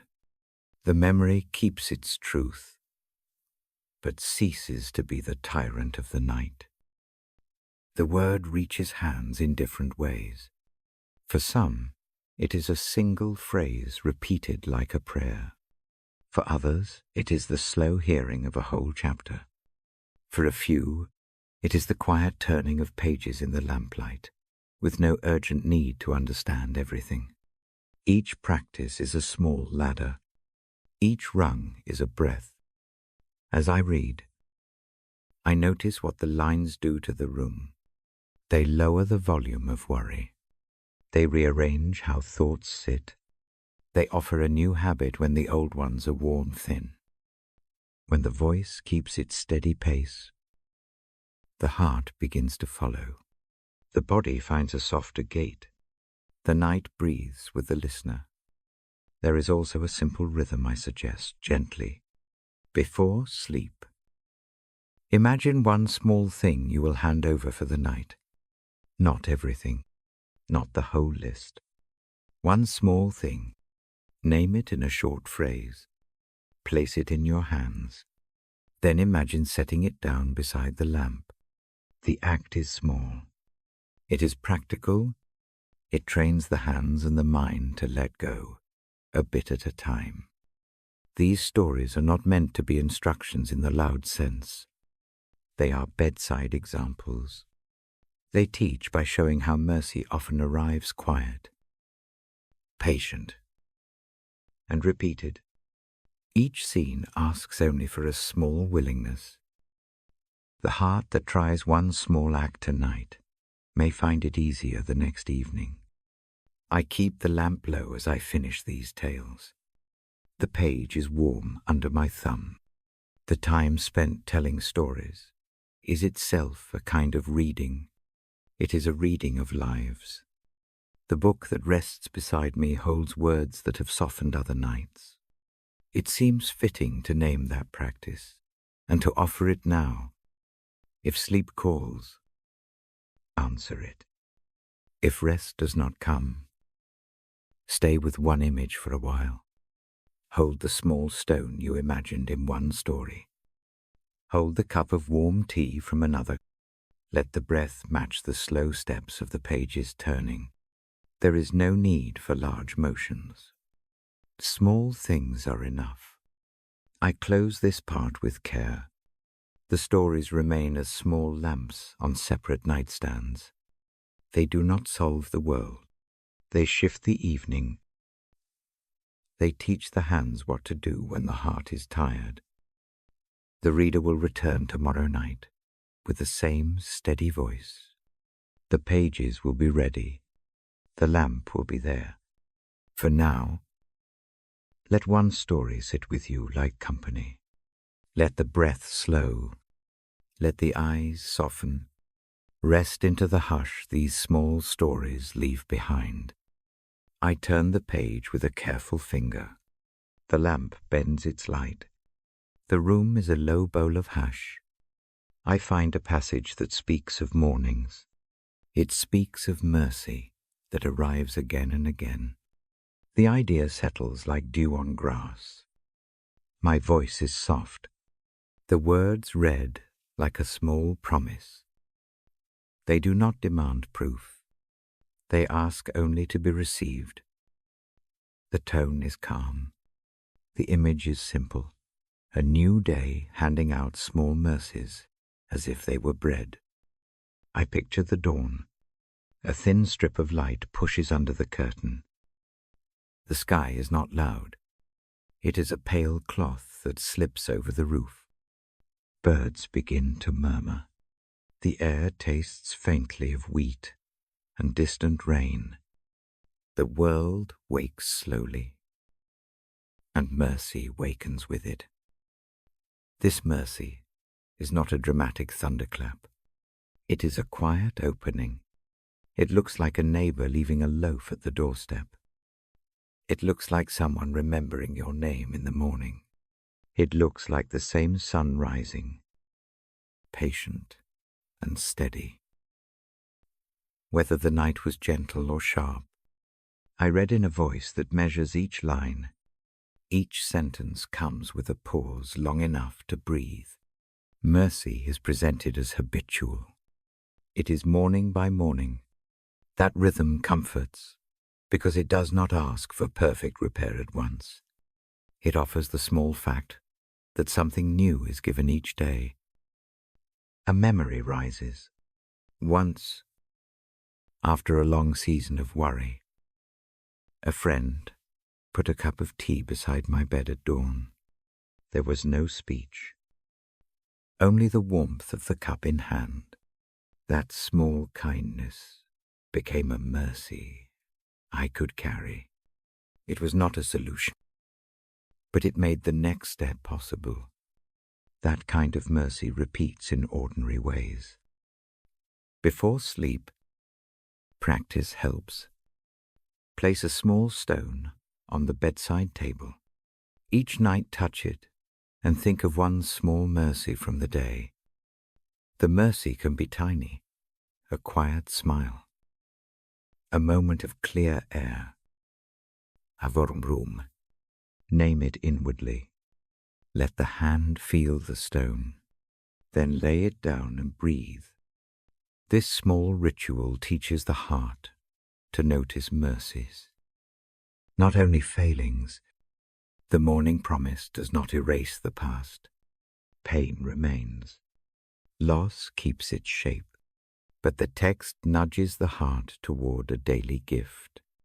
It says the supply is new each morning. Enough for the day given. I slow the words in order to let that steady rhythm sink in. Repeatability is part of the comfort. If mercy comes again, another chance exists. I do not preach a quick fix. The book rarely promises overnight transformation. It promises a habit of mercy. The kind of change that grows comes in small increments. The mind learns to look for a margin of grace, or team. That margin becomes a place of refuge. In the dim lamplight, an image takes hold. Picture a row of small lamps along a shore. Each morning a new lamp is lit. At first the lamps look faint. They do not banish every shade. They do allow a safe path to be seen. Step by step, the path looks less uncertain. Step by step, a person can walk without being consumed by the dark. This merciful rhythm encourages simple practices. One useful practice is to keep a short list by the bed. Each night, write only 3 tiny things that helped that day. No need for long sentences. A single word will do. Tea, call, sun. Place the paper under the stone. Let the stone weigh the list down like an anchor. In the morning, read the list with a slow sip. The habit trains the mind to notice that mercy often came in small parcels. Another practice is a brief breath work paired with an image. Close the eyes. breathe in slowly for 3 counts. On the exhale, imagine a single, soft light entering the chest. Breathe again. Hold a gentle beat, and let the light spread to the limbs. Picture the light as morning mercy. Repeat 3 times. The motion helps the body accept the idea that something new is available with each rising sun. Hope in Christ shapes these images without argument. It offers an assurance that the pattern of new mercies is not random. A sustaining presence undergirds the repeatable kindness. The presence is steady, like a hand placed at the small of the back as one learns to stand after a fall. That steadiness makes new mornings reliable, not capricious. Mercy arriving each morning also frees the mind from trying to settle every account at night. The ledger can wait. Tonight is a place to rest. The morrow is the time for small steps. If sleep is thin, imagine a small post on the path ahead labeled tomorrow. It need not be inspected now. Leave it for the morning light to lean on. This tiny permission is practical and gentle. There is a soft discipline in receiving mercies. It begins with noticing. The habit of noticing is not sentimental. It is deliberate attention, a deliberate glance at the sky, a hand pressing to the chest to feel the heartbeat, a whispered thanks for a simple, ordinary thing. These acts are small muscles of faith. They strengthen through repetition. Sometimes the night brings heavy questions. In those hours, do not try to force answers. Let the quiet of the pages be a companion. Imagine a seam sewn along the edge of worry. The seam holds the fabric together while the morning does the rest. The text's promise of new mercies does not silence the questions. It meets them with room to breathe. Sleep can be an act of trust. It is a small surrender to the truth that the body needs renewal when mercy is thought of as morning provision. Sleep becomes part of the economy of grace. Let the eyelids fall with the confidence that time will bring another portion of care. Allow the breath to slow into the pattern of evening. I often suggest a tiny prayerless sentence before sleep. Say it inwardly, I will receive what comes at dawn. No need for rhetoric. No need for a long list of demands. The sentence is a hinge. It helps the mind release a handful of control. It invites rest. It is not a magical formula. It is a practical choice. Kindness from others often acts as a visible form of morning mercy. Remember that kindness does not always arrive at grand moments. It appears as short calls, small notes, a hand held for a minute. Notice these moments and file them under mercy. Life's ledger balances slowly when small kindnesses accumulate. When regret lingers, pair the memory with a morning image. Name the regret once. Then imagine wrapping it in a soft cloth and putting it on a shelf for inspection in daylight. The act is not denial. It is a temporary placement. The daylight and fresh air often change posture. Things that seem hot at night look cooler by morning. If the heart feels weary of waiting for mornings to heal, practice a small visual each night. Imagine opening a window in the chest and letting the night air out. Close the window lightly. Trust that the first breeze in the morning will bring fresh air back. The image is both practical and poetic. It trains patience without passivity. Mercy also changes the tone of memory. When mercy is habitual, memories are allowed to have edges that soften over time. Laws remains, but it does not always dominate. The mind learns to hold both grief and a small expectation of grace. This dual holding is a quiet strength. I read in a way that invites rest rather than fear. My voice slows on the lines about faithfulness. The notion of faithfulness is not a heavy burden here. It is a comfort. It looks like a neighbor returning morning bread without being asked. It is reliable and modest. Small reliability often outlasts dramatic gestures. The practice of naming 3 mercies at night can be shared.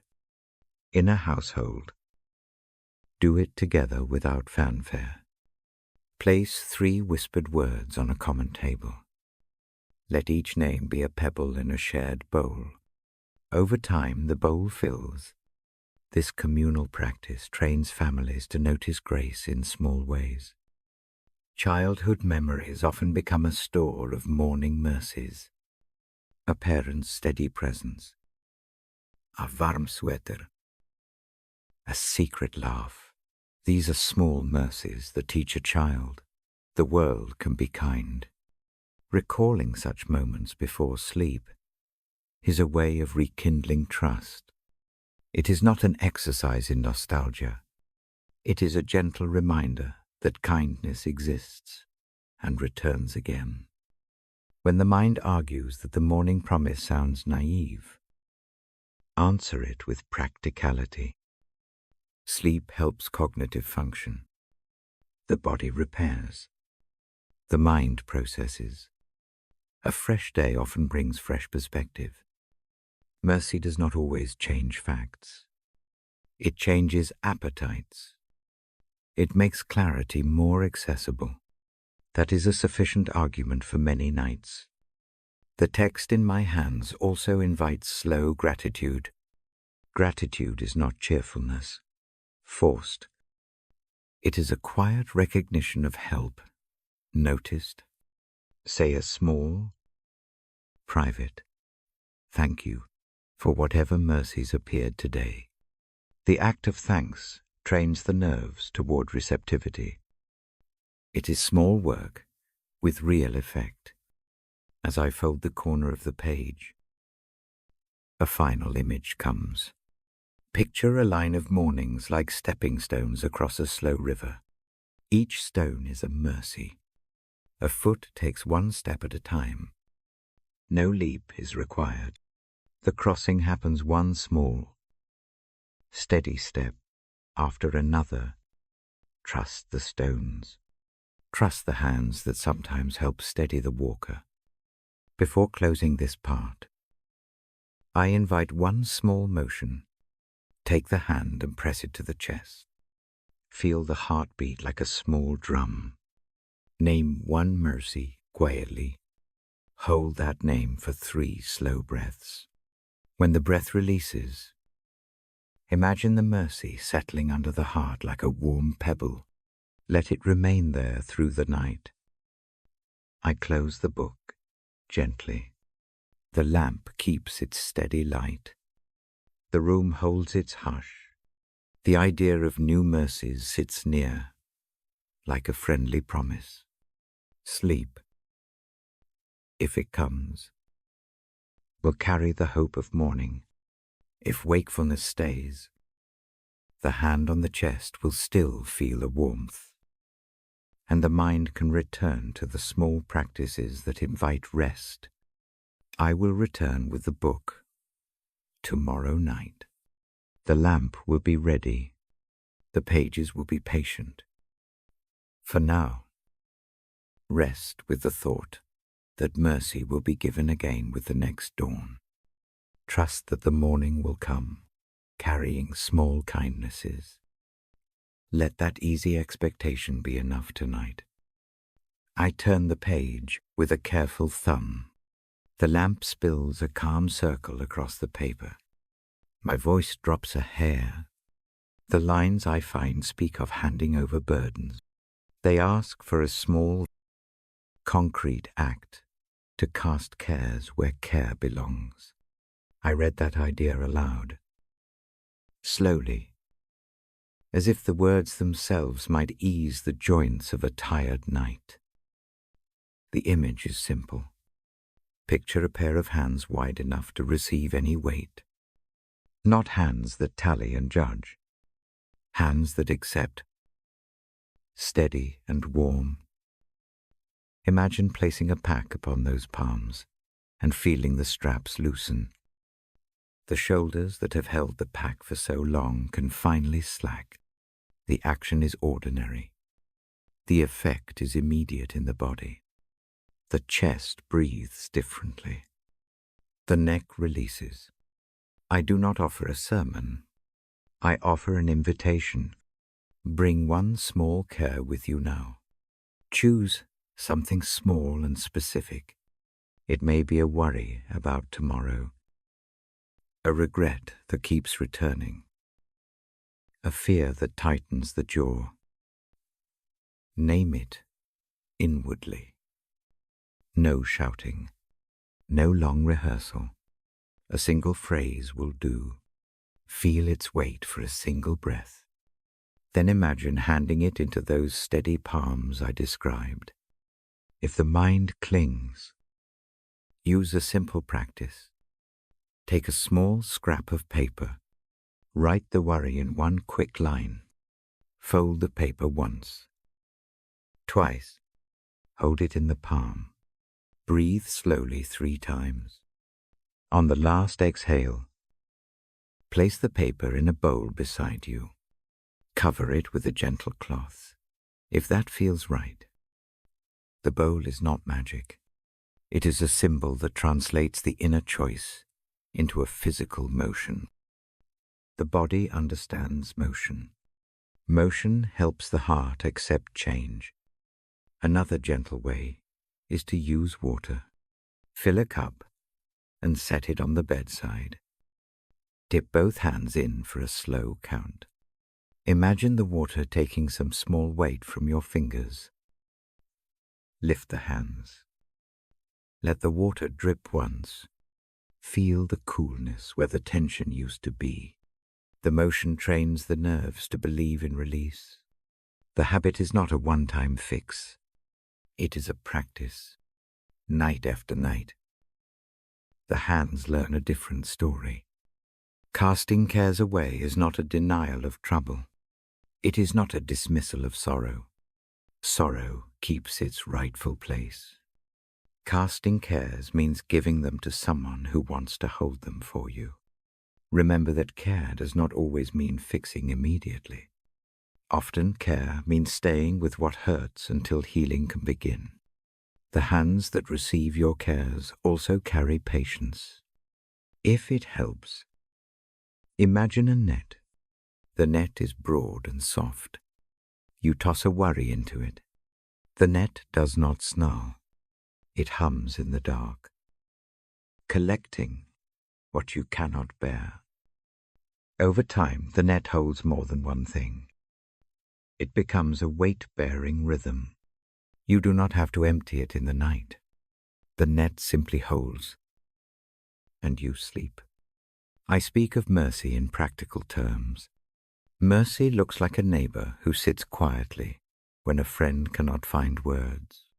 It looks like a light set at the bedside that does not glare. It looks like a hand that does not ask for proof. The passage I read presses this tenderness into the shape of rest. It teaches a simple economy. Hand over what you cannot carry tonight and receive rest instead. A small breathing exercise can help the motion of casting happen inside the body.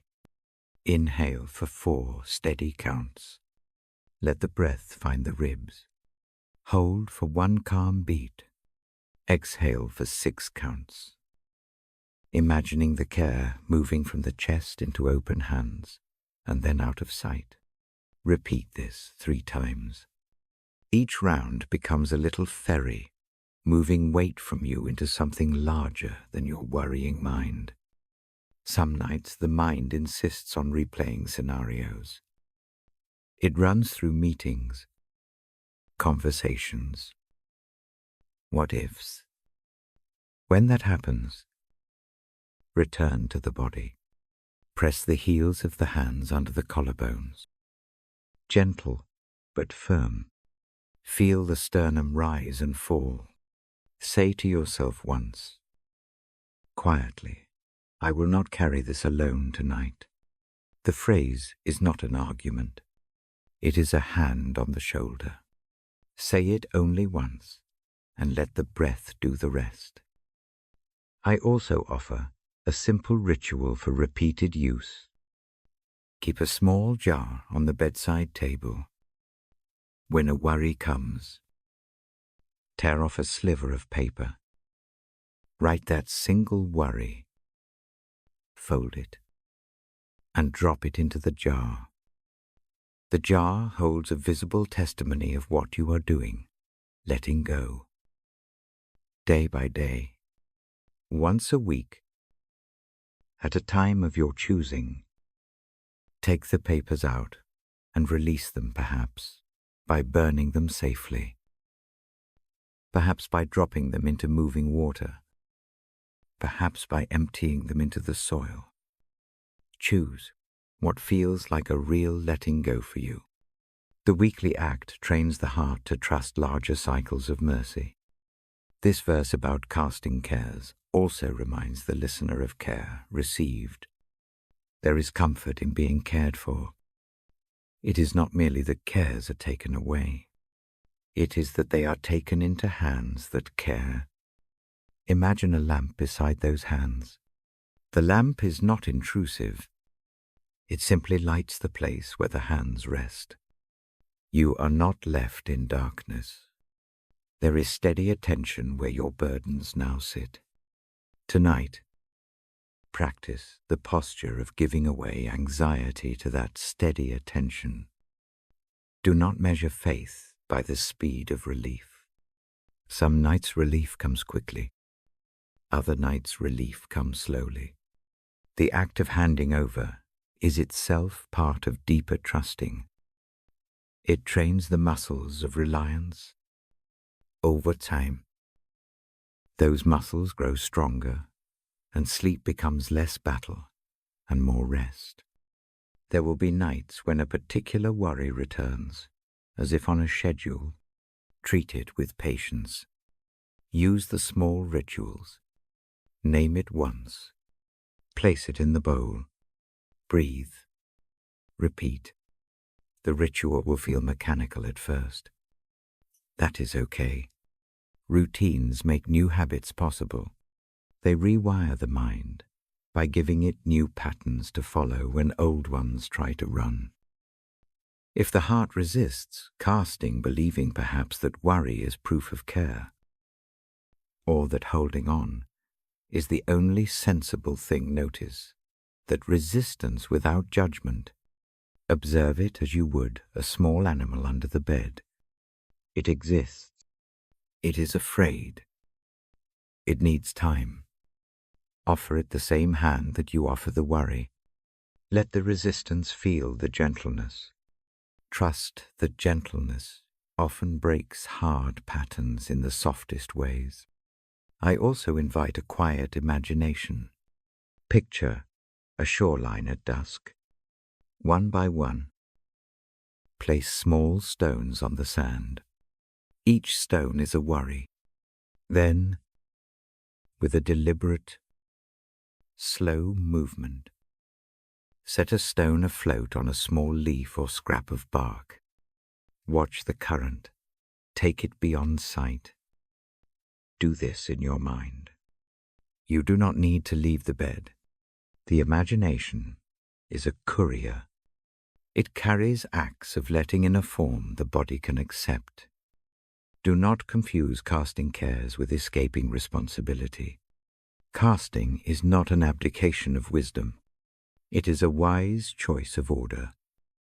First rest, then, from rested hands, return to necessary tasks with clearer eyes and steadier purpose. The night is not the time for every plan. Let the night be for trust. Let the morning be for action. I speak in present tense because the moment matters. Do this tonight. Choose one small worry and hand it over. Use the bowl, the jar, the cup of water, the folded paper, the brief internal phrase. Let the body receive the act. Feel the shoulders ease. Notice the lungs relax. Allow sleep to do its work. If tears come when a weight finally lifts, let them. They are part of the release. Let them be quiet and unembarrassed. A small weeping can be the body's way of clearing space for gentleness. It is not a failure. It is a sign that the system is unspooling some old tension. Allow the release to be as modest or generous as it needs to be. When the hand on the book closes the page, place a palm gently over the heart. Feel the pulse like a small drum. Name one short sentence. I give this to you for tonight. Say it inwardly and let it rest there. If belief feels thin, say the sentence anyway. Actions sometimes teach belief by their repetition. The motion of handing over will, or a team, change the inner climate. I will stay here for a little while as you do this. My voice will keep a low, steady pace. The room will hold its hush. If sleep comes, it will come wrapped in the small choices you made. If wakefulness remains, return the paper to the jar, or deep your hands again, or try another slow breath. Each attempt is a step, not a failure. The passage I read ends not with a demand, but with care. The care promised is simple. It is the kind that keeps vigil. It does not partake in sudden drama. It offers a steady presence. That presence invites us to let go. It invites us to rest. It invites us to sleep. Before I close, reach inside and find one small worry you can hand over tonight. Make your motion. Use the breath. Place the paper, the stone, or the thought into the hands that receive. Feel the shoulders loosen by a fraction. Breathe. Let sleep come when it will. When morning arrives, there will be new mercies, and some tasks will wait patiently. Until then, rest with the care that holds what you cannot carry. My voice will be here again, soft as always, to read and to keep the light while you rest. Good night. I set the Bible open and rest my hand on the page. The lamp throws a small circle of light. The room breathes slow. Tonight I read a passage that calls the night by its true name and then answers it with light. The psalm speaks of light as a presence. It speaks of light that does not vanish when shadows gather. It names a steady guide when steps falter. I do not quote it word for word. I let its mood fill the room. The thought is simple. Darkness is real. And so is a light that meets it. Imagine a shoreline at dusk. The horizon becomes a single dark line. Boats float, awaiting guidance. Far out, a lighthouse begins to breathe. Its beam sweeps. Each sweep finds the prow of a small craft and says, in its own way, come this direction. The beam does not banish the night. It makes a careful path through it. That is the kind of light I read about now. Darkness comes in many forms. It comes as ordinary tiredness. It comes as fear that the future will be too sharp. It comes as a sudden loss that rearranges the furniture of life. It creeps under the door of the mind and whispers, "What ifs?" The psalm does not pretend the dark is absent. It names the dark and adds a companion, a steady light that stays near. When worry arrives tonight, feel it as a small shape in the room. Do not chase it with argument. Name it softly. Use one short phrase. It can be as simple as one word. Say it inwardly, and then imagine the word lying on the floor between your feet. Picture that light stepping close and setting itself just beyond the word. The light is calm. It does not glare.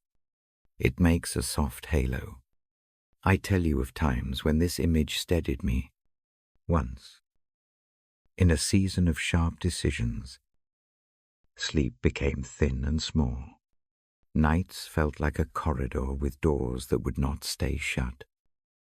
I kept a small lamp near the bed and a single verse in mind. I would breathe and imagine the lamp's beam stretching from the bedside to the far wall. The beam did not force answers. It simply gave a line to walk by. The walking became enough for a night. The body relaxed. The next morning came with clearer eyes. The psalm's light is not a device of pressure. It is not a test of courage. It is a shelter for the trembling. Think of a hand held over a low flame so the glow does not burn but warm. The hands that hold the light know how to keep it steady. They do not demand perfection from anyone they warm. Presence, not performance, is the first command of the light. Let us try a small practice together. Place one palm on the chest. Rest the other on the belly. Breathe in slowly for 3 even counts. Hold only a hair. Exhale twice as long. With each exhale, imagine a soft light widening beneath the palm on your chest. See it move outward. A slow spreading warmth. Do this 4 times. Let the light settle like a small lamp into the hollow of the ribs. The movement is practical. It trains the body to find calm where the mind has been loud. The imagination serves as a bridge.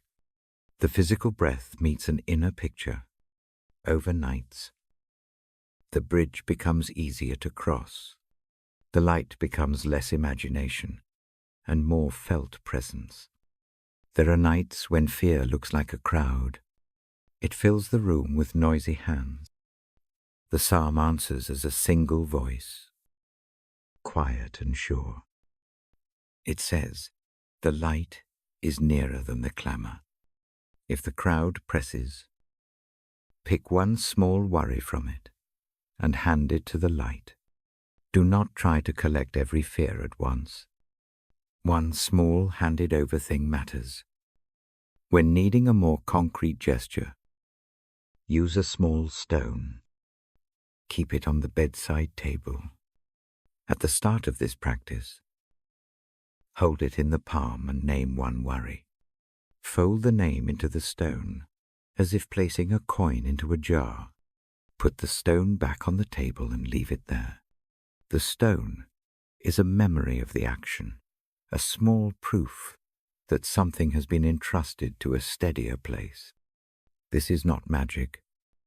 It is a simple way to make an interior act visible, and the body remembers visible acts. Light also works like a lens that shifts perspective. Problems do not vanish, but they appear in smaller size. A worry that seemed mountainous under noon's harsh sun becomes a hill in the soft evening glow. The skill is not denial. It is the gentle refusal to let the night exaggerate what remains manageable in daylight. The practice encourages a measured view. I tell a quiet story now, A neighbor once told me about a winter in which the household kept a lamp lit near the doorway all night. The lamp was not necessary for work. It was a sign. Whenever anxiety rose, someone would touch the lamp's glass and say a short sentence of trust. They were not theatrical. It was a domestic holiness. Over weeks, the lamp taught them the shape of courage, small, repeated acts of handing over, one by one, until the pile of worry did not seem as high. Mercy is part of the light's work. Mercy does not force an immediate fix. Mercy comes close and holds the edge of the wound so it can breathe. In the darkness, the mercy of light looks like patience. It stays. It does not demand a report. It allows time for the heart to slow and for the next step to become clear. If questions arise about why darkness exists, keep them gentle. The night does not require full answers. It asks instead for presence. The psalm points toward a presence that is consistent and kind. In this hour, receiving that presence is enough. Rest may be slow to arrive. That is okay. The light waits. For those who prefer a tactile ritual, try this before sleep. Touch the bedside lamp. Feel the warmth of the glass or the coolness of the metal. Name one small thing you will trust to the light. It can be a single worry. It can be the hope for courage tomorrow. Place your hand on the lamp again and breathe. The act links a thought with emotion. The body accepts the action more readily than the mind often does. There is also a more private way to receive light. Close the eyes and picture a small lantern at the center of the chest. It is not bright enough to hurt. It is soft and steady. With each breath, the lantern's flame steadies. It leans toward whatever feels heavy. Let the lantern be enough to make the edges of the night visible without pressing every detail into sharpness. Do not confuse the light with a demand for immediate faith. Doodsmelinge. The practice is not to banish them by force. The light sits beside the doubts. It moves around them and shows that they are not the whole of the night. The presence of light allows the heart to carry doubts without being crushed by them. When memories return that hurt, imagine the light drawing a thin circle around them. The circle does not erase the memory. It sets a boundary. The memory has its place, and the rest of the heart is allowed room too. The Psalm's vision teaches that life can hold both darkness and a steady light, each given its proper measure. There are nights when gratitude slips in, small and quiet. Let it stay. Gratitude is a companion to the light, not a competitor. Remember one small kindness from the day. Hold it briefly in the mind, and then release it with a smile that is gentle and small. Such moments pile up into a shelf of quiet hope. If sleep does come, let it take you. The light you imagine will continue its work, even as awareness fades. If wakefulness remains, sit with the light for a while longer. Read a short passage again. Let the cadence of my voice become a rhythm that matches the lamp's steady breath. I often end these moments with a short sentence to hold inwardly. The light is here. Say it once, and do not press it into argument. Let it be a small anchor. One repetition is enough. The anchor works best when the body is ready to accept it. Tonight, place your small stone on the bedside or touch the lamp, or simply press your palms briefly to the chest. Hand over one small worry. Imagine it transferred into warm palms. Feel how the shoulders lower by a fraction. Breathe in slowly. Breathe out longer. Let the light do its steady, quiet work. I fold the corner of the page with care. The lamp keeps a patient glow. The room rests in that mild circle. I stay for a little while longer and read in a voice that does not hurry. If sleep comes, it comes wrapped in the steadiness of the light.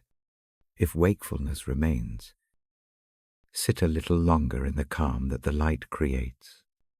Tomorrow offers new mercies. For now, accept the light that meets the dark. Allow mercy to be a present companion. Let the body loosen. Let the heart take one small, steady breath. The night is long, and the light is patient. Rest under that patience. Good night. I lay a soft hand on the open page.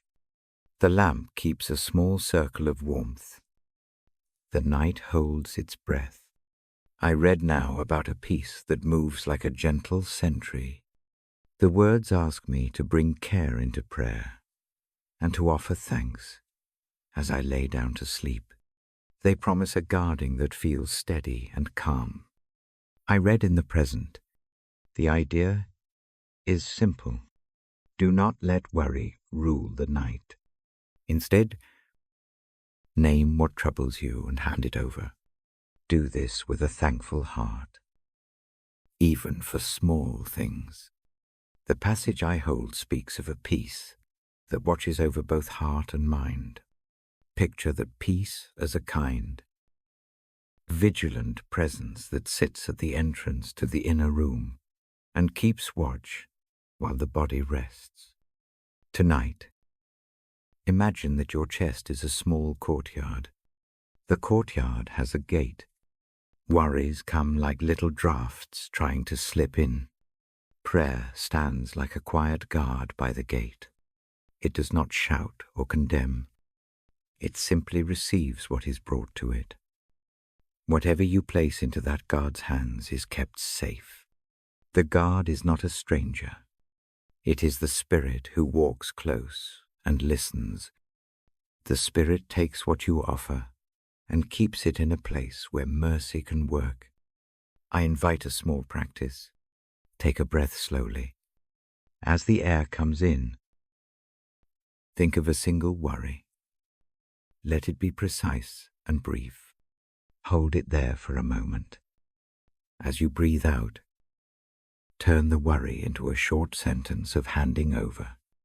It can be as simple as I place this here. On the next inhale, think of one small thing to be thankful for. It might be the warmth of the blanket, the sound of a distant clock, a small kindness from the day. Let that gratitude sit in the chest. Exhale and feel the gate close, with both the worry and the thanks inside. Repeat this rhythm 3 times. This pattern is practical. It trains hands and heart to do 2 things that often feel opposed: releasing anxieties and keeping a posture of thanks. The 2 fit together like a lock and a key. When thanks is present, the mind loosens its tight hold on fear.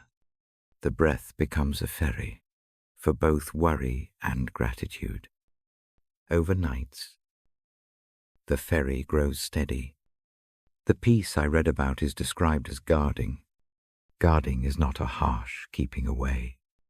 It is careful tending. Imagine a lantern hung over a small chest. The lantern does not stare into the chest. It simply makes the contents visible enough to be tended and then covered gently.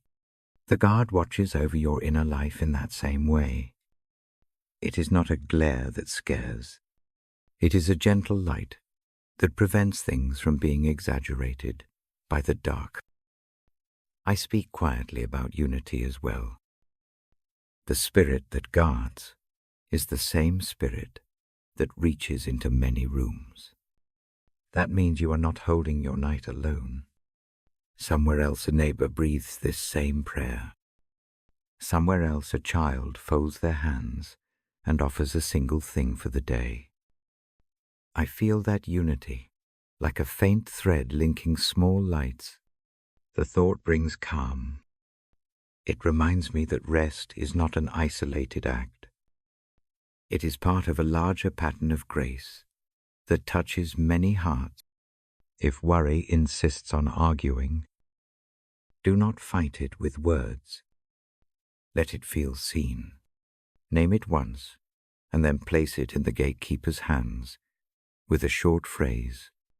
You do not need to craft perfect sentences. The practice is simple honesty. The spirit welcomes small honesty. Silence and short phrases work well in the quiet of night. They are enough. There is a gentle image I keep returning to. Picture a circle stitched around the heart with soft thread. Each stitch is a line of prayer. The stitches do not prevent feeling. They simply give shape. The thread is not thin anxiety. It is the presence of God holding the edge of the heart so that tender places can breathe rather than break. The stitches take time to weave. They are built one quiet prayer at a time. I offer another simple exercise. Take 3 slow breaths. With each inhale, place a palm over the heart. Feel the warm press. With each exhale, whisper a short thanksgiving in the mind. One small thing from today. One person who showed care.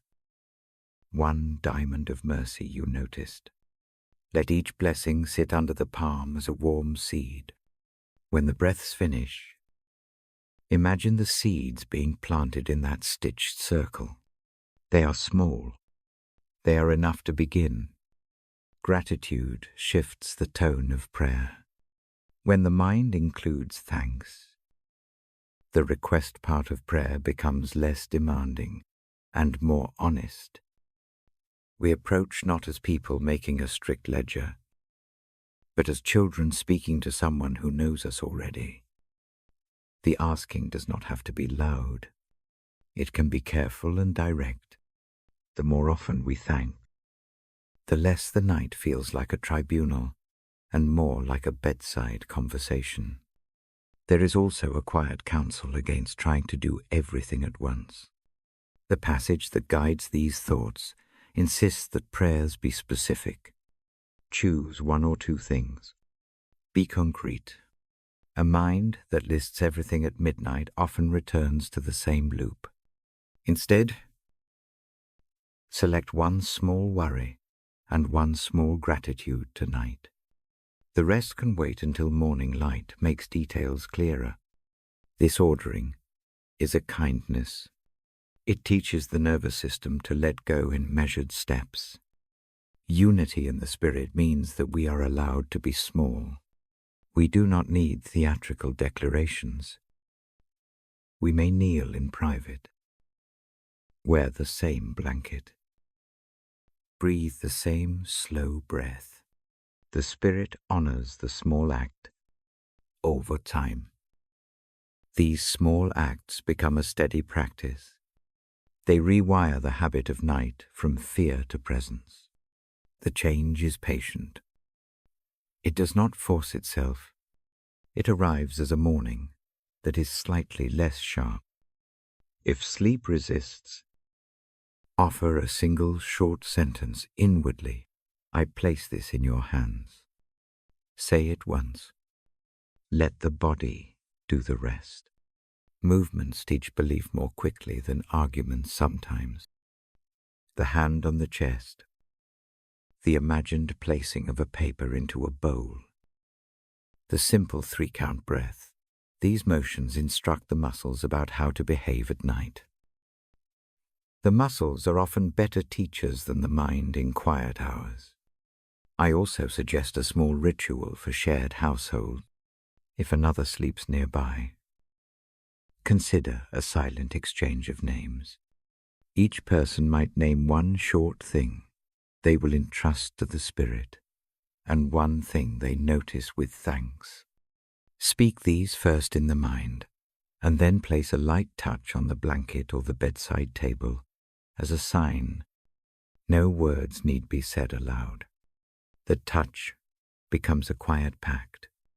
The pact is simple tonight. We will let a single care go and hold a single gratitude. This shared practice knits the household together in rest. The guarding peace also watches our thoughts. It is not a policeman of shame. It is a steady sentinel that allows each thought to pass through like weather. Some nights a storm will come. The sentinel does not pretend it is sunny. It simply provides shelter. It says, in a gentle way, you can wait this out here. The shelter holds long enough for the storm to lose some of its power. If memories return that sting, try this small image. Imagine them as letters laid on a table. The spirit comes and gently arranges them. Some are set aside for mourning. Some are wrapped with mercy. Some are read once and put away. The act of seeing the letters handled reduces their urgency. The table is large enough to hold many memories. You do not have to cram all of them into the lap tonight. I keep my tone low because the work of these images is quiet. Loud assurances often make the mind resistant. A small, steady voice invites the heart better. The spirit works in that same register. It does not shout to be noticed. It enters like cool air at the window. The room becomes less hot. The pace slows. Sleep becomes more possible. The peace that guards heart and mind is not the absence of feeling. It is a presence that reshapes feeling. The mind may still worry. The body may still ache. But the guarding changes how those experiences are held. It widens the space between the feeling and your whole self. In that widened space, there is room for rest. I remember a time I practiced this until sleep came. I took one small paper, wrote a single worry, folded it, and set it by the bedside. I breathed 3 slow breaths, each paired with a small thanks. I imagined the spirit taking the folded paper and placing it gently into a deep pocket of mercy. The act did not solve the worry overnight, but my shoulders loosened. The next morning my thoughts were clearer. The habit had begun. Tonight, make that small decision. Choose one care that will be handed over. Choose one mercy you will thank for. Use the breath to ferry both. Make a simple motion, fold a paper. Place a hand on the heart. Touch the bedside cloth and let the spirit take what you give. Do not measure how quickly the heart quiets. Let the quiet come at its own pace. I close this part of the reading with a deliberate motion. My finger rests on the page. The lamp keeps its steady glow. The promise is gentle and intentional when worry is named and given over with thanks. A peace arrives that watches over heart and mind. It is not an abstract idea. It is a felt presence. Tonight, accept that presence. Let it be the guard at the gate. Let it hold the lamp over the chest. If sleep comes before I finish, that is right and good. If wakefulness remains, rest a little longer with the small practices. Breathe. Name. Thank. And hand over. The Spirit is near. We are held together in that nearness. I will be here again with the book. For now, lay it down. Let the guarding peace do its quiet work. Good night. I turn the page with a slow thumb. The lamp pools light on the paper. The house settles deeper into the night. Tonight the passage I rest on speaks of a shepherd. The language I read breathes care. It leans toward a tenderness that watches over small lives. I read in a voice that keeps its pace, gentle. I imagine a hillside at dusk. The grass is low and cool. The air has the soft smell of earth and last sunlight. Sheep move with a calm that knows the land. They do not hurry. They do not pretend to run. A shepherd walks among them. The shepherd's steps are sure. The shepherd knows each animal by shape and sound. The image is not grand. It is domestic and steady. The idea here is simple. A shepherd tends, not from a distance, but with close hands. He knows where the ground is safe. He knows where the slope hides a thin stone, and where the meadow yields its best grass. He notices the small limp in a leg. He notices the way a lamb holds its head a fraction lower after a long day. That noticing moves into action. The hands that see also help. I read that the shepherd lays down life for the sheep. The phrasing is not a call to drama tonight. It is a word that says, care goes deep. It means the shepherd's commitment is ultimate in its gentleness. The shepherd knows what it is to be wholly given. The image comforts because it insists that care is not casual. Care is protective and willing. Listen as I describe the shepherd's small work. He lifts a lamb that cannot stand. He wraps a woolen cloth around a raw skin. He brings water to an animal that refuses to drink. He hums a low, familiar tune that steadies a frightened heart. The work is patient and often quiet. It is the sort of care that changes a life slowly, by practical kindness. That is the kind of caretaking the passage speaks into the night. I invite you into the picture with me.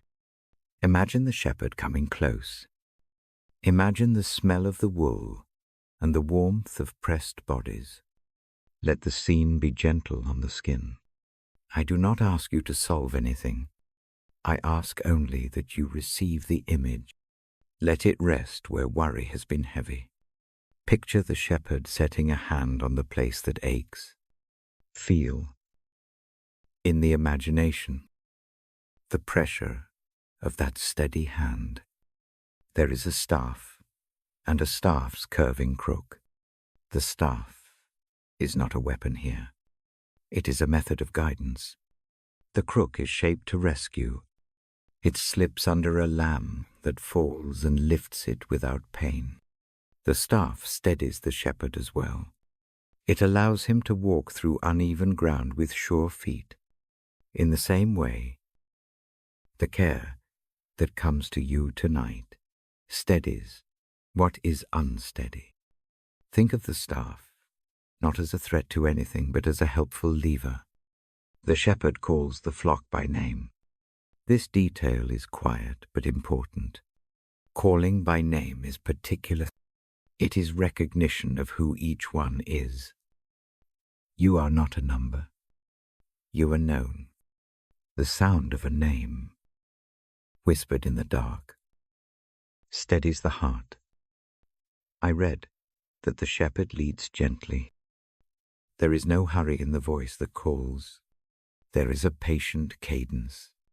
Let that cadence find a place in your chest. If you find your mind resisting this gentleness, do not force it. Offer a small experiment. Place a hand over the place in your body that feels most tired. Breathe slowly. On each inhale, Imagine the shepherd's voice calling your name. On each exhale, imagine the weight you hold, slipping by a fraction into the shepherd's care. The practice is practical. It trains muscles that have forgotten how to let go. The passage also speaks of safe places. There are green pastures. Yes. And there are folds at night. The fold is simple, a low-walled pen where the animals are gathered and kept from harm. The shepherd closes the gate and stays outside. The night is quieter once the gate is closed. Danger cannot enter as easily. Think of that gate as a small boundary you can set tonight. It is not a stubborn shut against life. It is a wise protection for sleep. I read about the shepherd going before the flock. He walks the path and clears stones. He searches for what might cause harm. The image comforts because it implies preparation. Someone has already gone the way ahead of you and softened the route. That removing of stones is the kind of care that makes restful steps possible. Imagine a path made easier for your tired feet. There is tenderness in how the shepherd tends wounds. Small acts matter. A softened cloth, a bandage wrapped with care. The shepherd stoops. He does not hurry. The mending is practical and kind. This is not a promise that pain will vanish quickly. It is a promise that pain will be tended. The work of mending often looks ordinary. It often includes a long patience. That is the posture offered tonight. The shepherd also protects from wolves. The protection is quiet vigilance. It is not an anxious watch that heightens fear. It is a steady keeping that does not let predators surprise what is tender. Imagine a warm presence that stays at the gate. Alert but calm. It is enough to know someone watches with sure eyes. I keep my voice low when I speak of sacrifice. The laying down of life is described not to thrill, but to reassure. It means the care is not calculating. It is not measured for convenience. It is freely given. Even at great cost, the idea settles in the chest as a deep kind of steadiness. If your nights have been worn thin by fear that nothing will stand with you, let this image be an answer in small, patient steps. You may wonder how to receive such care. The simplest way is to be small enough to accept it. Rest is the posture. It is not a sign of failing. It is a sign of trust. Practice this now. Lie back. Or settle in a chair. Let the body find its most ordinary, comfortable position. Breathe slowly. Picture the shepherd drawing close and placing an arm around you. Not to make you small, but to make you known and kept. A short ritual might help. Keep a small cloth on the bedside. Before sleep, fold it once and set it over your chest. Hold the cloth for one breath and imagine the shepherd's hand over it. Leave the cloth there. When the heart tightens at night, touch the cloth. The action is not magical. It is a physical cue that trains the body to accept comfort. The senses learn what the mind may first resist. I also suggest a brief prayerless sentence to hold inwardly. Say to yourself, I will rest in this care tonight. Speak it once, without fanfare, and then let the sentence do its quiet work. Repetition can be a slow teacher. Say it 3 nights in a row. Let the body begin to remember the rhythm of acceptance. The muscles respond to habit as much as to thought. The shepherd tends the flock with food and rest both. He understands hunger and thirst. He brings water. He finds what nourishes. The image invites small mercy, the care of daily needs. Do not undervalue ordinary provision. A warm drink before bed. A small bowl for a restless stomach. A light stretch of the spine. These are small ways the shepherd's pattern appears in ordinary life. Listen for a small correction in the shepherd's voice. Correction is not harsh.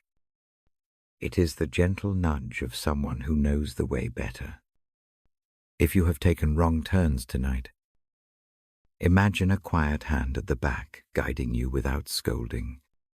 The voice that corrects does so to lead you back to rest. It does not shame, it steadies. There is also an invitation to return to the fold when you wander. Wandering is common in long nights. Thoughts stray. Old fears stalk. The shepherd does not shame the wanderer with scolding. Instead, he seeks. He calls. He finds. The finding is careful. The return is tender. Picture the shepherd lifting you, no matter how far you have strayed, and carrying you home. That image breathes mercy into stubborn shame. I read these lines and let the rhythm of their care shape the room. The lamp throws a slower pool of light. Breathe with me. Inhale gently for 3 counts. Hold a single beat. Exhale twice as long. With each exhale, imagine a small weight moving from your shoulder into the shepherd's hand. Repeat this breath 3 times. Let the shoulders lower. Let the jaw soften. Let the chest release a fraction more each time. If grief sits near, let it be seen. The shepherd does not hurry grief out. He sits with it. Sometimes his care is silence. Sometimes it is a hand that stays on a shoulder until the sore place cools a little. Allow yourself to be held without needing to explain the pain. Compassion often needs no words. Remember that the shepherd's care is not a one-time action. It is ongoing. Each night can repeat the same small rituals of receiving. Each morning the path may feel easier again. The work of tending is slow and faithful. It does not promise immediate perfection. It promises faithfulness. I fold the page lightly and rest a finger on the margin. The lamp keeps its steady glow. The image of the shepherd stands near as a practical presence, rather than an idea. Let the thought of being known and carried be enough tonight. Before I close, make one small motion with me. Place one hand over the place in the chest that feels most heavy. Close your eyes if that helps. Breathe slowly. Whisper once in your mind, I come into your care. Let the words settle. Then breathe out and let your grip loosen a little. Rest is the first step. The shepherd receives the rest. The shepherd keeps watch while you sleep. I will read again another night. For now, lie down and let the steady hands work. The night will have its moments. The shepherd will be there through them all. Good night.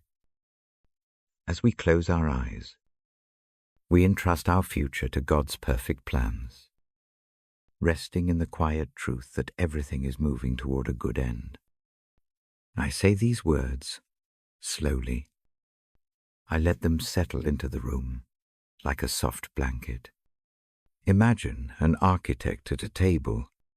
The table holds a simple plan. Lines are drawn with care. Angles are measured. The builder sees the house before the first stone is laid. The plan is not a rigid rule. It is a thoughtful direction. It makes the work that follows steadier. Think of your life like that plan now. The details are held, The broad shape is tended. You are not tasked tonight with drawing every line. You are invited to trust the one who holds the compass. I keep my voice low. I describe small images that help. Picture a potter at a wheel. The clay is soft and wet. The potter's hands are patient. They press and shape. Again and again. Sometimes the pot looks rough. Sometimes it needs recentering. The potter does not abandon the clay. The pot grows under kind pressure. Imagine your life on that wheel. The hands that shape are steady. Their aim is usefulness and beauty, not a sudden perfection. Rest in that care. There is also the picture of a garden that is tended in seasons. A gardener plants seeds in the dark of the soil. The seeds do not sprout on command. Rain comes at its own time. Sun warms in the geest. The gardener returns each morning and does small, faithful tasks over months. Quiet growth happens, night by night. Mercy and hope prepare the earth for a new day. Hold that image gently. The future is like seed time and harvest. The promise of growth does not demand instant sight. It asks for patience and trust. I speak slowly about plans that are good. The word good is not a blazing promise of easy days. It is a steady promise that the direction aims toward what truly helps you. Think of a map that leads through safe paths rather than the quickest shortcuts that cut corners. The presence who holds tomorrow sees farther than any hurried glance can. That seeing changes how fear looks in the dark. Fear seems smaller next to a map held by wise hands. Let us practice a small ritual together. Take one relaxed breath in. Hold it a hair. Exhale longer than you inhaled. On the next inhale, imagine a single word, hope. Let it fill the chest. On the exhale, imagine that hope settling like a stone in the center of the rib cage. Repeat twice more. Each breath lays the stone firmer. The motion is simple. The repetition builds a quiet trust muscle. If thoughts press in about plans undone and paths closed, give them a short name. Say the name once inside your head, then imagine folding it into a small, neat square of paper.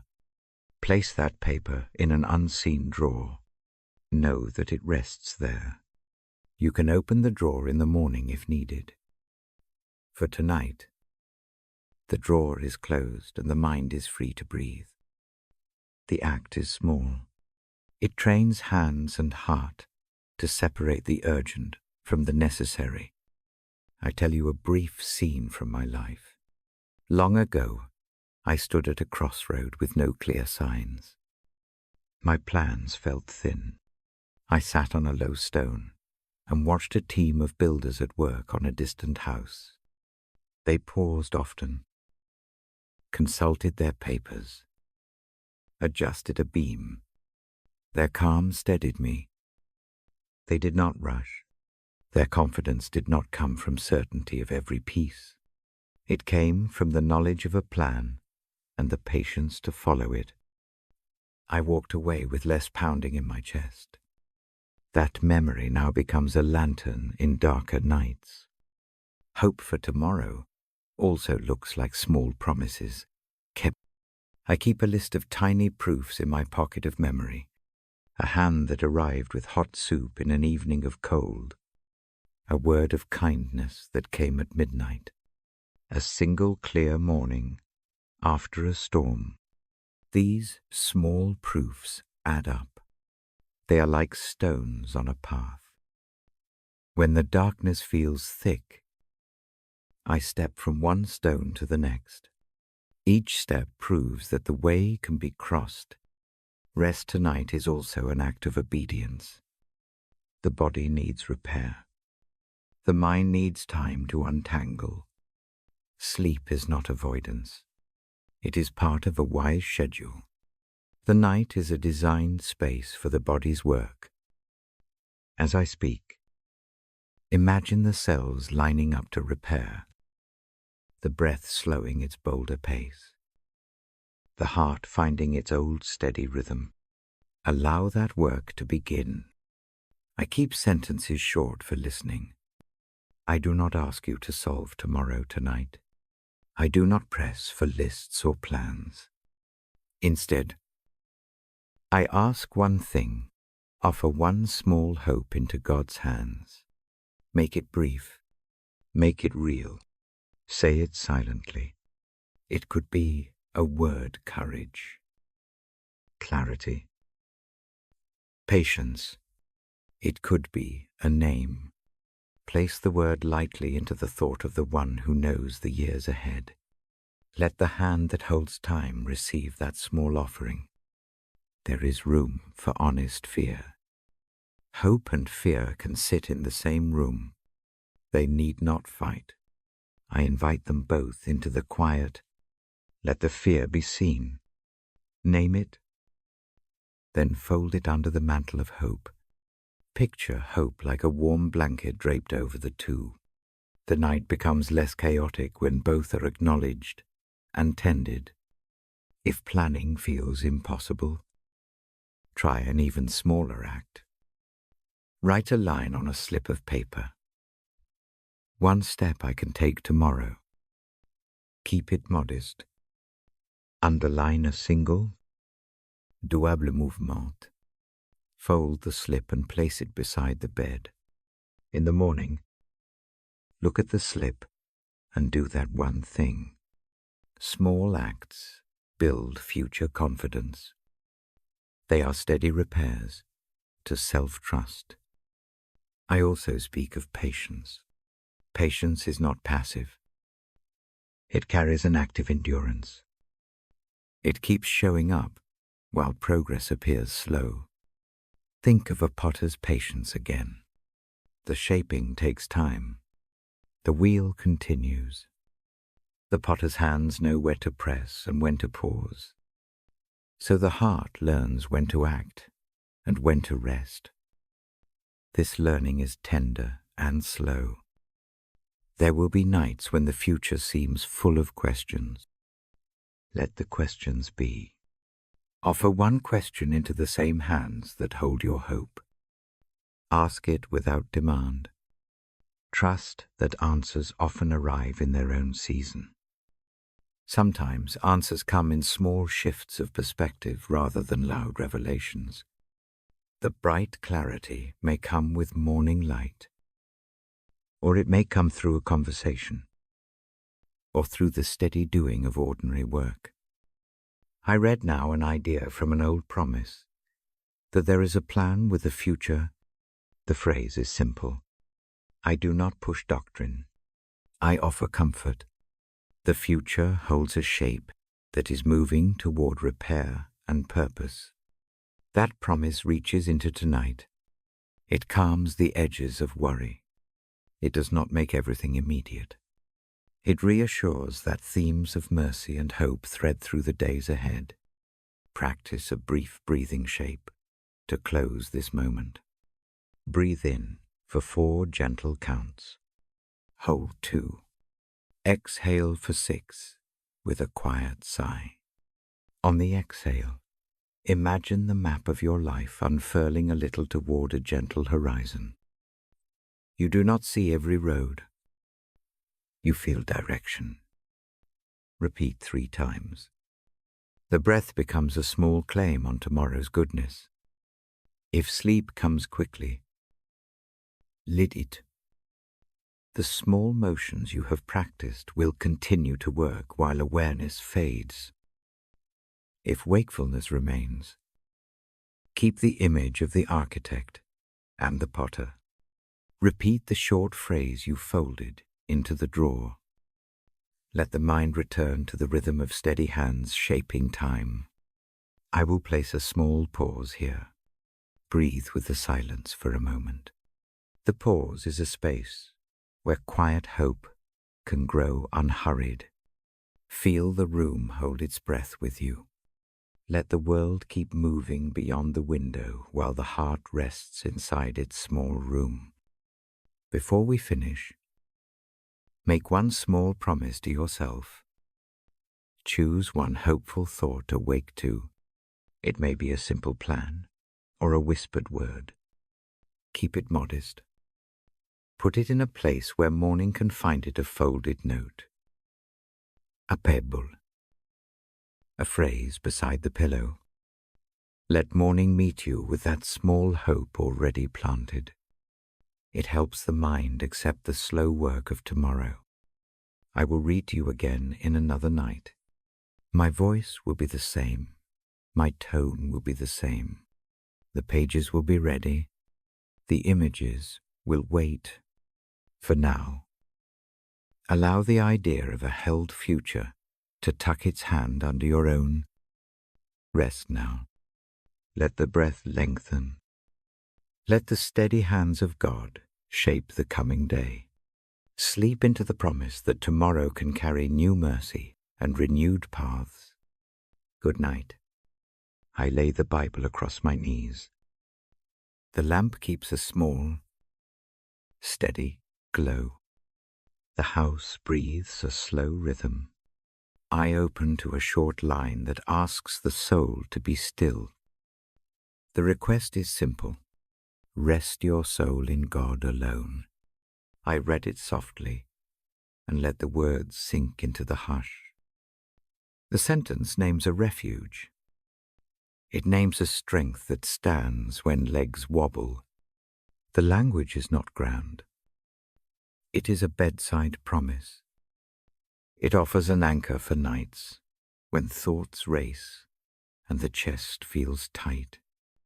I do not press the idea. I let it sit like a hand on a weary shoulder. Imagine a high rock by the sea. Waves rush and foam. The rock does not move. It simply is. Birds hitch a moment and then fly. The rock receives whatever comes and does not bruise. Picture your soul as that small cove carved into the stone. The world may surge, but the cove keeps a quiet center. I read in a tone that slows the breath. The syllables are long enough to be caught. Each pause is an invitation to breathe. The practice is not complicated. Breathe in gently. Breathe out slowly. On the next inhale, think the word refuge. On the exhale, feel the ribs loosen. Repeat 3 times. Let the breath be a steady rope that ties you to that rock. The psalm I hold speaks of strength as something near. It is not distant or abstract. It is like a lamp beside the bed. It stands ready. When fear presses close, imagine that lamp lifting its circle of light and making a small path. The path does not remove the dark. It gives a way through it. Follow the light with slow steps of breath. I picture a small harbor at night. Boats are tied. Ropes creak. A keeper walks the docks. The keeper knows every line and every hull. He knows when a boat needs a pull and when it only needs a drink of calm. Let the keeper be the image of strength that watches, not one who scolds. The keeper steadies what is unsteady and returns to the lantern. Resting the soul is not a single grand act. It is a practice of small returns. Each return is a choice. When worry lifts its voice, name it once and set it down. Imagine a small boat at the pier. Place the worry on the boat. Untie the rope. Watch the boat drift out of sight. The mind learns to hand over burdens with tiny motions. The body follows. I speak of refuge as both shelter and invitation. Skilde keeps Denge at bay. Invitation draws you to something warm. Picture a low doorway with a mat and a blanket inside. Step in. Close the door. Set the day on the mat by your feet. The room inside needs no explanation. It offers rest. Sit on the blanket. Feel the weave press gently into the skin. Allow that sensation to become a small truth. You are safe enough to let go for a while. When the heart pounds with unknown things, use a simple count. Inhale for 3 calm beats. Hold for 1 soft beat. Exhale for 6 beats. With each exhale, imagine a small thread loosening from the shoulder. The thread slips away into the hands of the keeper. The keeper does not drop it. He holds it with care. The body relaxes incrementally. I also guide a hand practice. Place one hand on the sternum and the other on the belly. Feel the heat of your palms. Let the chest and the belly move together. As the breath fills, imagine strength settling like warm sand into the hollow of the ribs. As the breath leaves, feel the sand even out and smooth. This is a practice for the nervous system. The hands teach what the mind is slow to learn. There is mercy in the words too. Mercy looks like someone meeting you where you are. It does not demand a tidy accounting of faults. It offers a soft bed in the midst of messy nights. Imagine it coming in late, carrying dust in the collar. The host does not measure the dirt. The host offers water, a towel, and a place to sit. Mercy is that unbothered care. I choose images that are small and immediate. They help the listening mind more than long arguments. A kind house, a steady lamp, a watchful keeper. The psalm asks us to rest in one who is both refuge and strength. The image frames the request into something the body can touch in imagination. Sometimes the soul fights rest because it fears forgetting what must be done. The night whispers that if you stop worrying, things will fall apart. The text I read pushes back gently. Rest is a tool for tomorrow's work. A mind well slept sees tasks with better eyes. Rest makes small decisions easier. It helps gentleness return to speech. If guilt arrives, do not wrestle it into submission. Let it have a seat by the window, and let the keeper sit with it.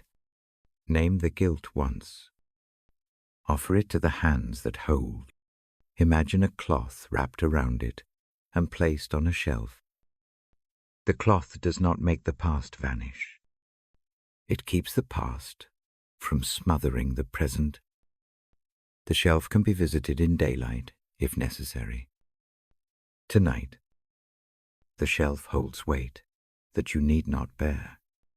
I tell a small, quiet story. A friend keeps a stone on the bedside. For years it means nothing more than a paper weight. One night the friend writes a single worry on a scrap, folds it, and presses it under the stone. That simple act changes the habit. The hands become a ritual. The mind accepts the motion. Over time, the stone means a practice of handing trouble over. Sleep arrives easier after that. The strength mentioned in the psalm is not brute force. It is a steady, careful strength. It looks like hands that lift the injured without hurry. It looks like someone who rebuilds slowly with patient tools. Imagine a mason at a low wall. He chooses each stone. He sets them with care, so the wall will stand for years. That kind of work is close to the way mercy shapes a life. I invite you to try a short surrender exercise. Choose one small thing to set down for tonight. Hold it in your mind for a single breath. Place your hands together as if holding the object. Bow the hands slightly and imagine giving it to the keeper on the rock. Open your hands and breathe out. Leave the hands open for a count.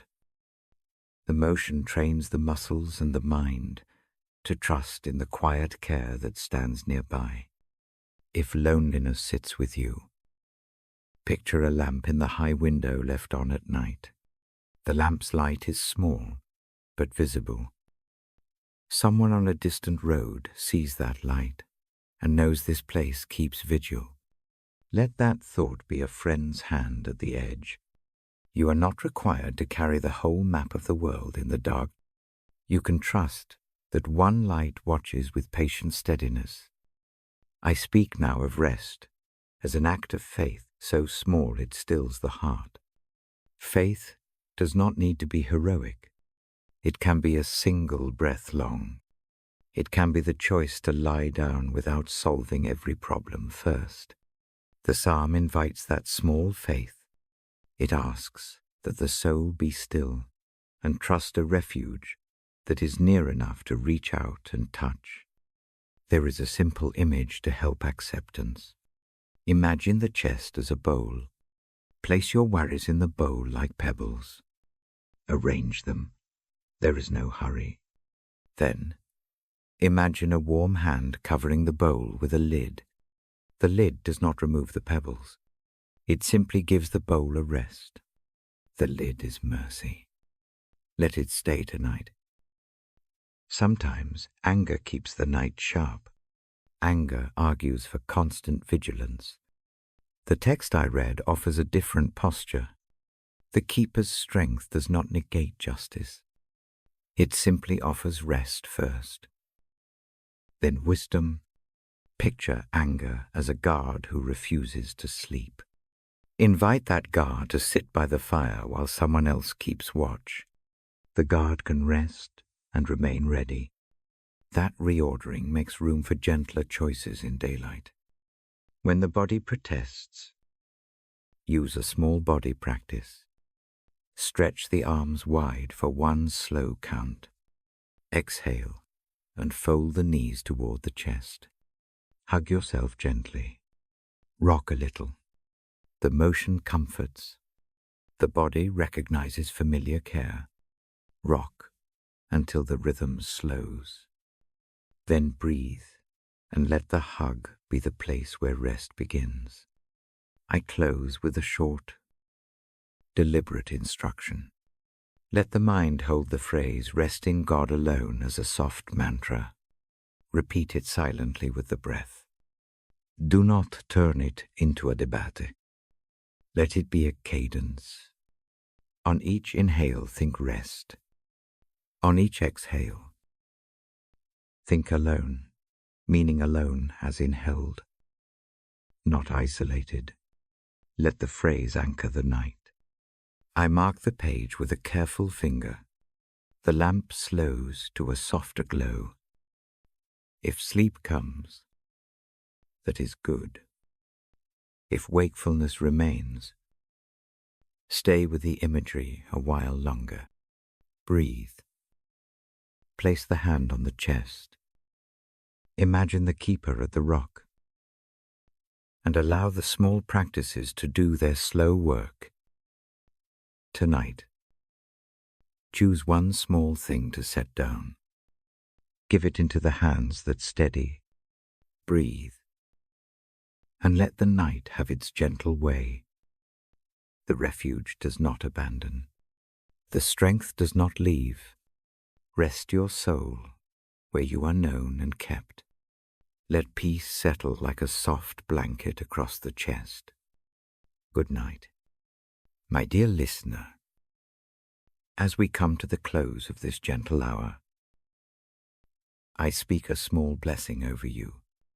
I keep my voice soft. The room holds its hush. The Bible rests open, its page warm beneath my hand. I do not hurry now. The blessing is simple. It is meant to land like a feather.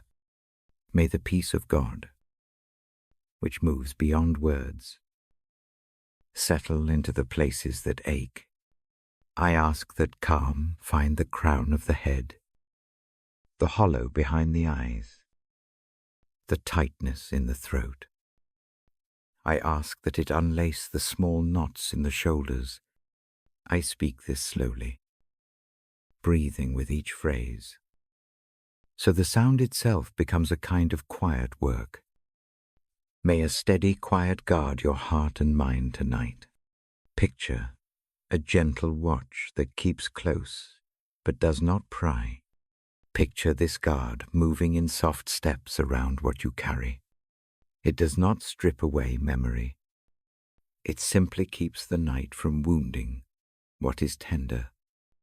The guard is patient. It waits without counting the hours. I pray that anxious thoughts arrive and are met, not with force, but with presence. Let them be noticed like small birds at the window. Watch them alight. Do not scare them. Do not feed them by chasing. Let the window remain half open while the birds find a perch somewhere else. In the watching, space grows between thought and person. That space becomes a shelter where the mind feels crowded. May a single breath create room. Breathe in gently for 3 counts. Hold 1 soft beat. Breathe out twice as long. As the exhale slows, imagine the breath carrying a single tightness out of the body. Repeat this 3 times. These breaths are not a cure. They are a kindly practice. They teach muscles what rest can feel like. May mercy meet any regret. Mercy does not argue. It kneels. It sits and tends. Let mercy lay a small cloth over the places that sting. Let it cool what is hot. Let it make room for a quieter remembering. A remembering that does not own you or make you small. Mercy is patient in the way a neighbor brings warm bread without a long speech. May hope arrive in small ways, not in a trumpet, but as a small light that appears at the edge of the day. Hope might be a soft thought that tomorrow holds something small and good. It might be a fresh taste of endurance. If fear asks for proof, give it a small, honest sign, a single thing to try in the morning.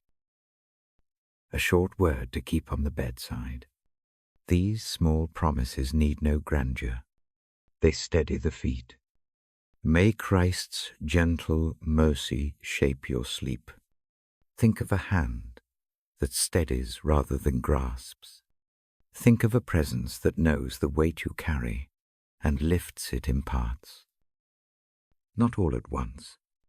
The lifting is not abrupt. It is careful. It lets the body learn to trust a lighter load. If thought is prayerless tonight, let the heart keep to small movements. A single whispered phrase inwardly can be enough. A short name. A single word of trust. A plain, asking for rest. If sorrow sits close, do not try to turn it into lesson or tidy it in a hurry. Let sorrow have its measure. Name it simply, and then place it beside the lamp on the bedside table. Imagine someone else taking it into their hands and keeping it safe. Let the shoulders drop a little. Tears that come are not failure. They are small weather that clears the air for gentler things. May the Holy One steady memory, so it becomes kinder. Memory is faithful to detail. It remembers names and faces, and the sharpness of loss. Ask memory to keep the truth and to rest from endless rehearsal. Picture a shelf where memories sit. Some are open like books, others are wrapped and waiting. Tonight, allow a covering over the books that are hard to read. Let them breathe under a cloth until morning. May quiet gratitude find a small foothold. Gratitude does not demand cheer. It finds a corner and sits there like a tiny lamp. Name one small kindness from the day. It could be a cup that was warm, a brief laugh, the sight of a leaf in late light. Hold that single thing for a few breaths. Let it glow. Small lights add up over time. I ask that the spirit of peace be near in a practical way. If the body resists sleep, place a hand on the chest and feel the pulse. Follow it calmly for a moment. Let the heartbeat be an anchor. Feel the breath expand the ribs like sails catching a light wind. Let the mind rest on the rhythm, not on the story that comes with each throb. Presence, not performance, is the work of this hour. May the weight you cannot manage be taken in parts. You are not asked to empty every load at once. Choose one small knot to hand over tonight. Name it once. Fold it gently like a scrap of paper. Put it beside the bedside lamp or into a small jar. The act is not ritual for show. It is a practical translation of an inner choice into a motion the body recognizes. The jar will not solve everything. It will teach the hands to let go. May the love that watches over all be present as a quiet steadiness. Love that is kind does not need to be loud. It can sit like a steady hearth.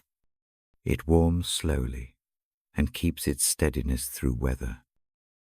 Imagine a small fire in a modest grate. Its light is enough to read by. Its warmth is enough to sleep by. Let that image be the shape of the care that holds you now. If guilt presses hard tonight, offer it a brief, honest breath. Tell it what it is. Place it on a small shelf and let mercy look at it. Mercy does not humiliate. Mercy sees, acknowledges, and tends. The mind learns to trust this pattern through repetition. Do it again tomorrow. The habit matters more than the hurry. May the Lord's peace guard the thoughts that run wild. Guarding is not a rest. It is a careful keeping. Imagine a soft fold that runs along the edges of thought and tucks the sharp parts in. The fold is quiet and does not crush. It allows the rest of the room of the mind to stay open and hospitable. This guard has long patience. I hold the Bible in my lap as I say these things. The book's page breathes under my thumb. I do not rush a final line. I let the blessing land slowly. There is an honesty here the night can be long. The process of rest is often gentle and slow. It is a series of small acceptances. Be patient with the slowness. May each small practice you have learned this evening stay with you. The breath in soft counts. The placing of a paper in a jar. The hand on the chest. The single stone of thanks kept by the bedside. These small acts are not magical. They are steady. They teach the muscles of trust. Overnights, they knit rest into the body. If sleep comes now, I will keep reading softly as you sink. My voice will become a slow tide in the room, and then a quiet hush. If sleep comes later, That is also all right. Sit a little longer with one of the images I have offered. Walk through it slowly, like a short path. Let each step be small and unhurried. If you wake in the night, return to this moment in imagination. Picture the lamp's circle of light. Place your hand on the heart. Breathe in slowly, and let that breath be a small ferry. Let the ferry carry worry from the chest to a steady place. For a time, the morning will bring fresh angles. Night is for holding and being held. May mercy and hope keep company with you in the dark. May peace, gentle and more substantial than a passing feeling, stand guard over both heart and mind. May the quiet confidence that you are seen be enough for tonight. I will close my book soon. I fold the page with care. The lamp breathes a soft light. The house keeps its hush. Know that this hour is a small gift you give yourself. Receive it without hard work. Let the body do what it needs to do. Let the heart rest. Now, with hands still warm from the pages, I place a quiet benediction over you. May grace be a soft shadow at your side. May mercy soften the edges that feel sharp. May peace hold your thoughts and keep them safe. May hope give a small, steady light to meet the morning. And may love, steady and true, be the place you come home to in sleep. If it helps, say nothing out loud. Simply breathe in once more. Hold your breath a moment. Let it go. Let your eyelids fall when they are ready. If prayer comes, keep it plain and short. If only silence sits, let that silence be enough. Good night. I stay with the light until you rest. The book will be here again when the next night comes. For now, sleep into what is gentle and true. Rest well.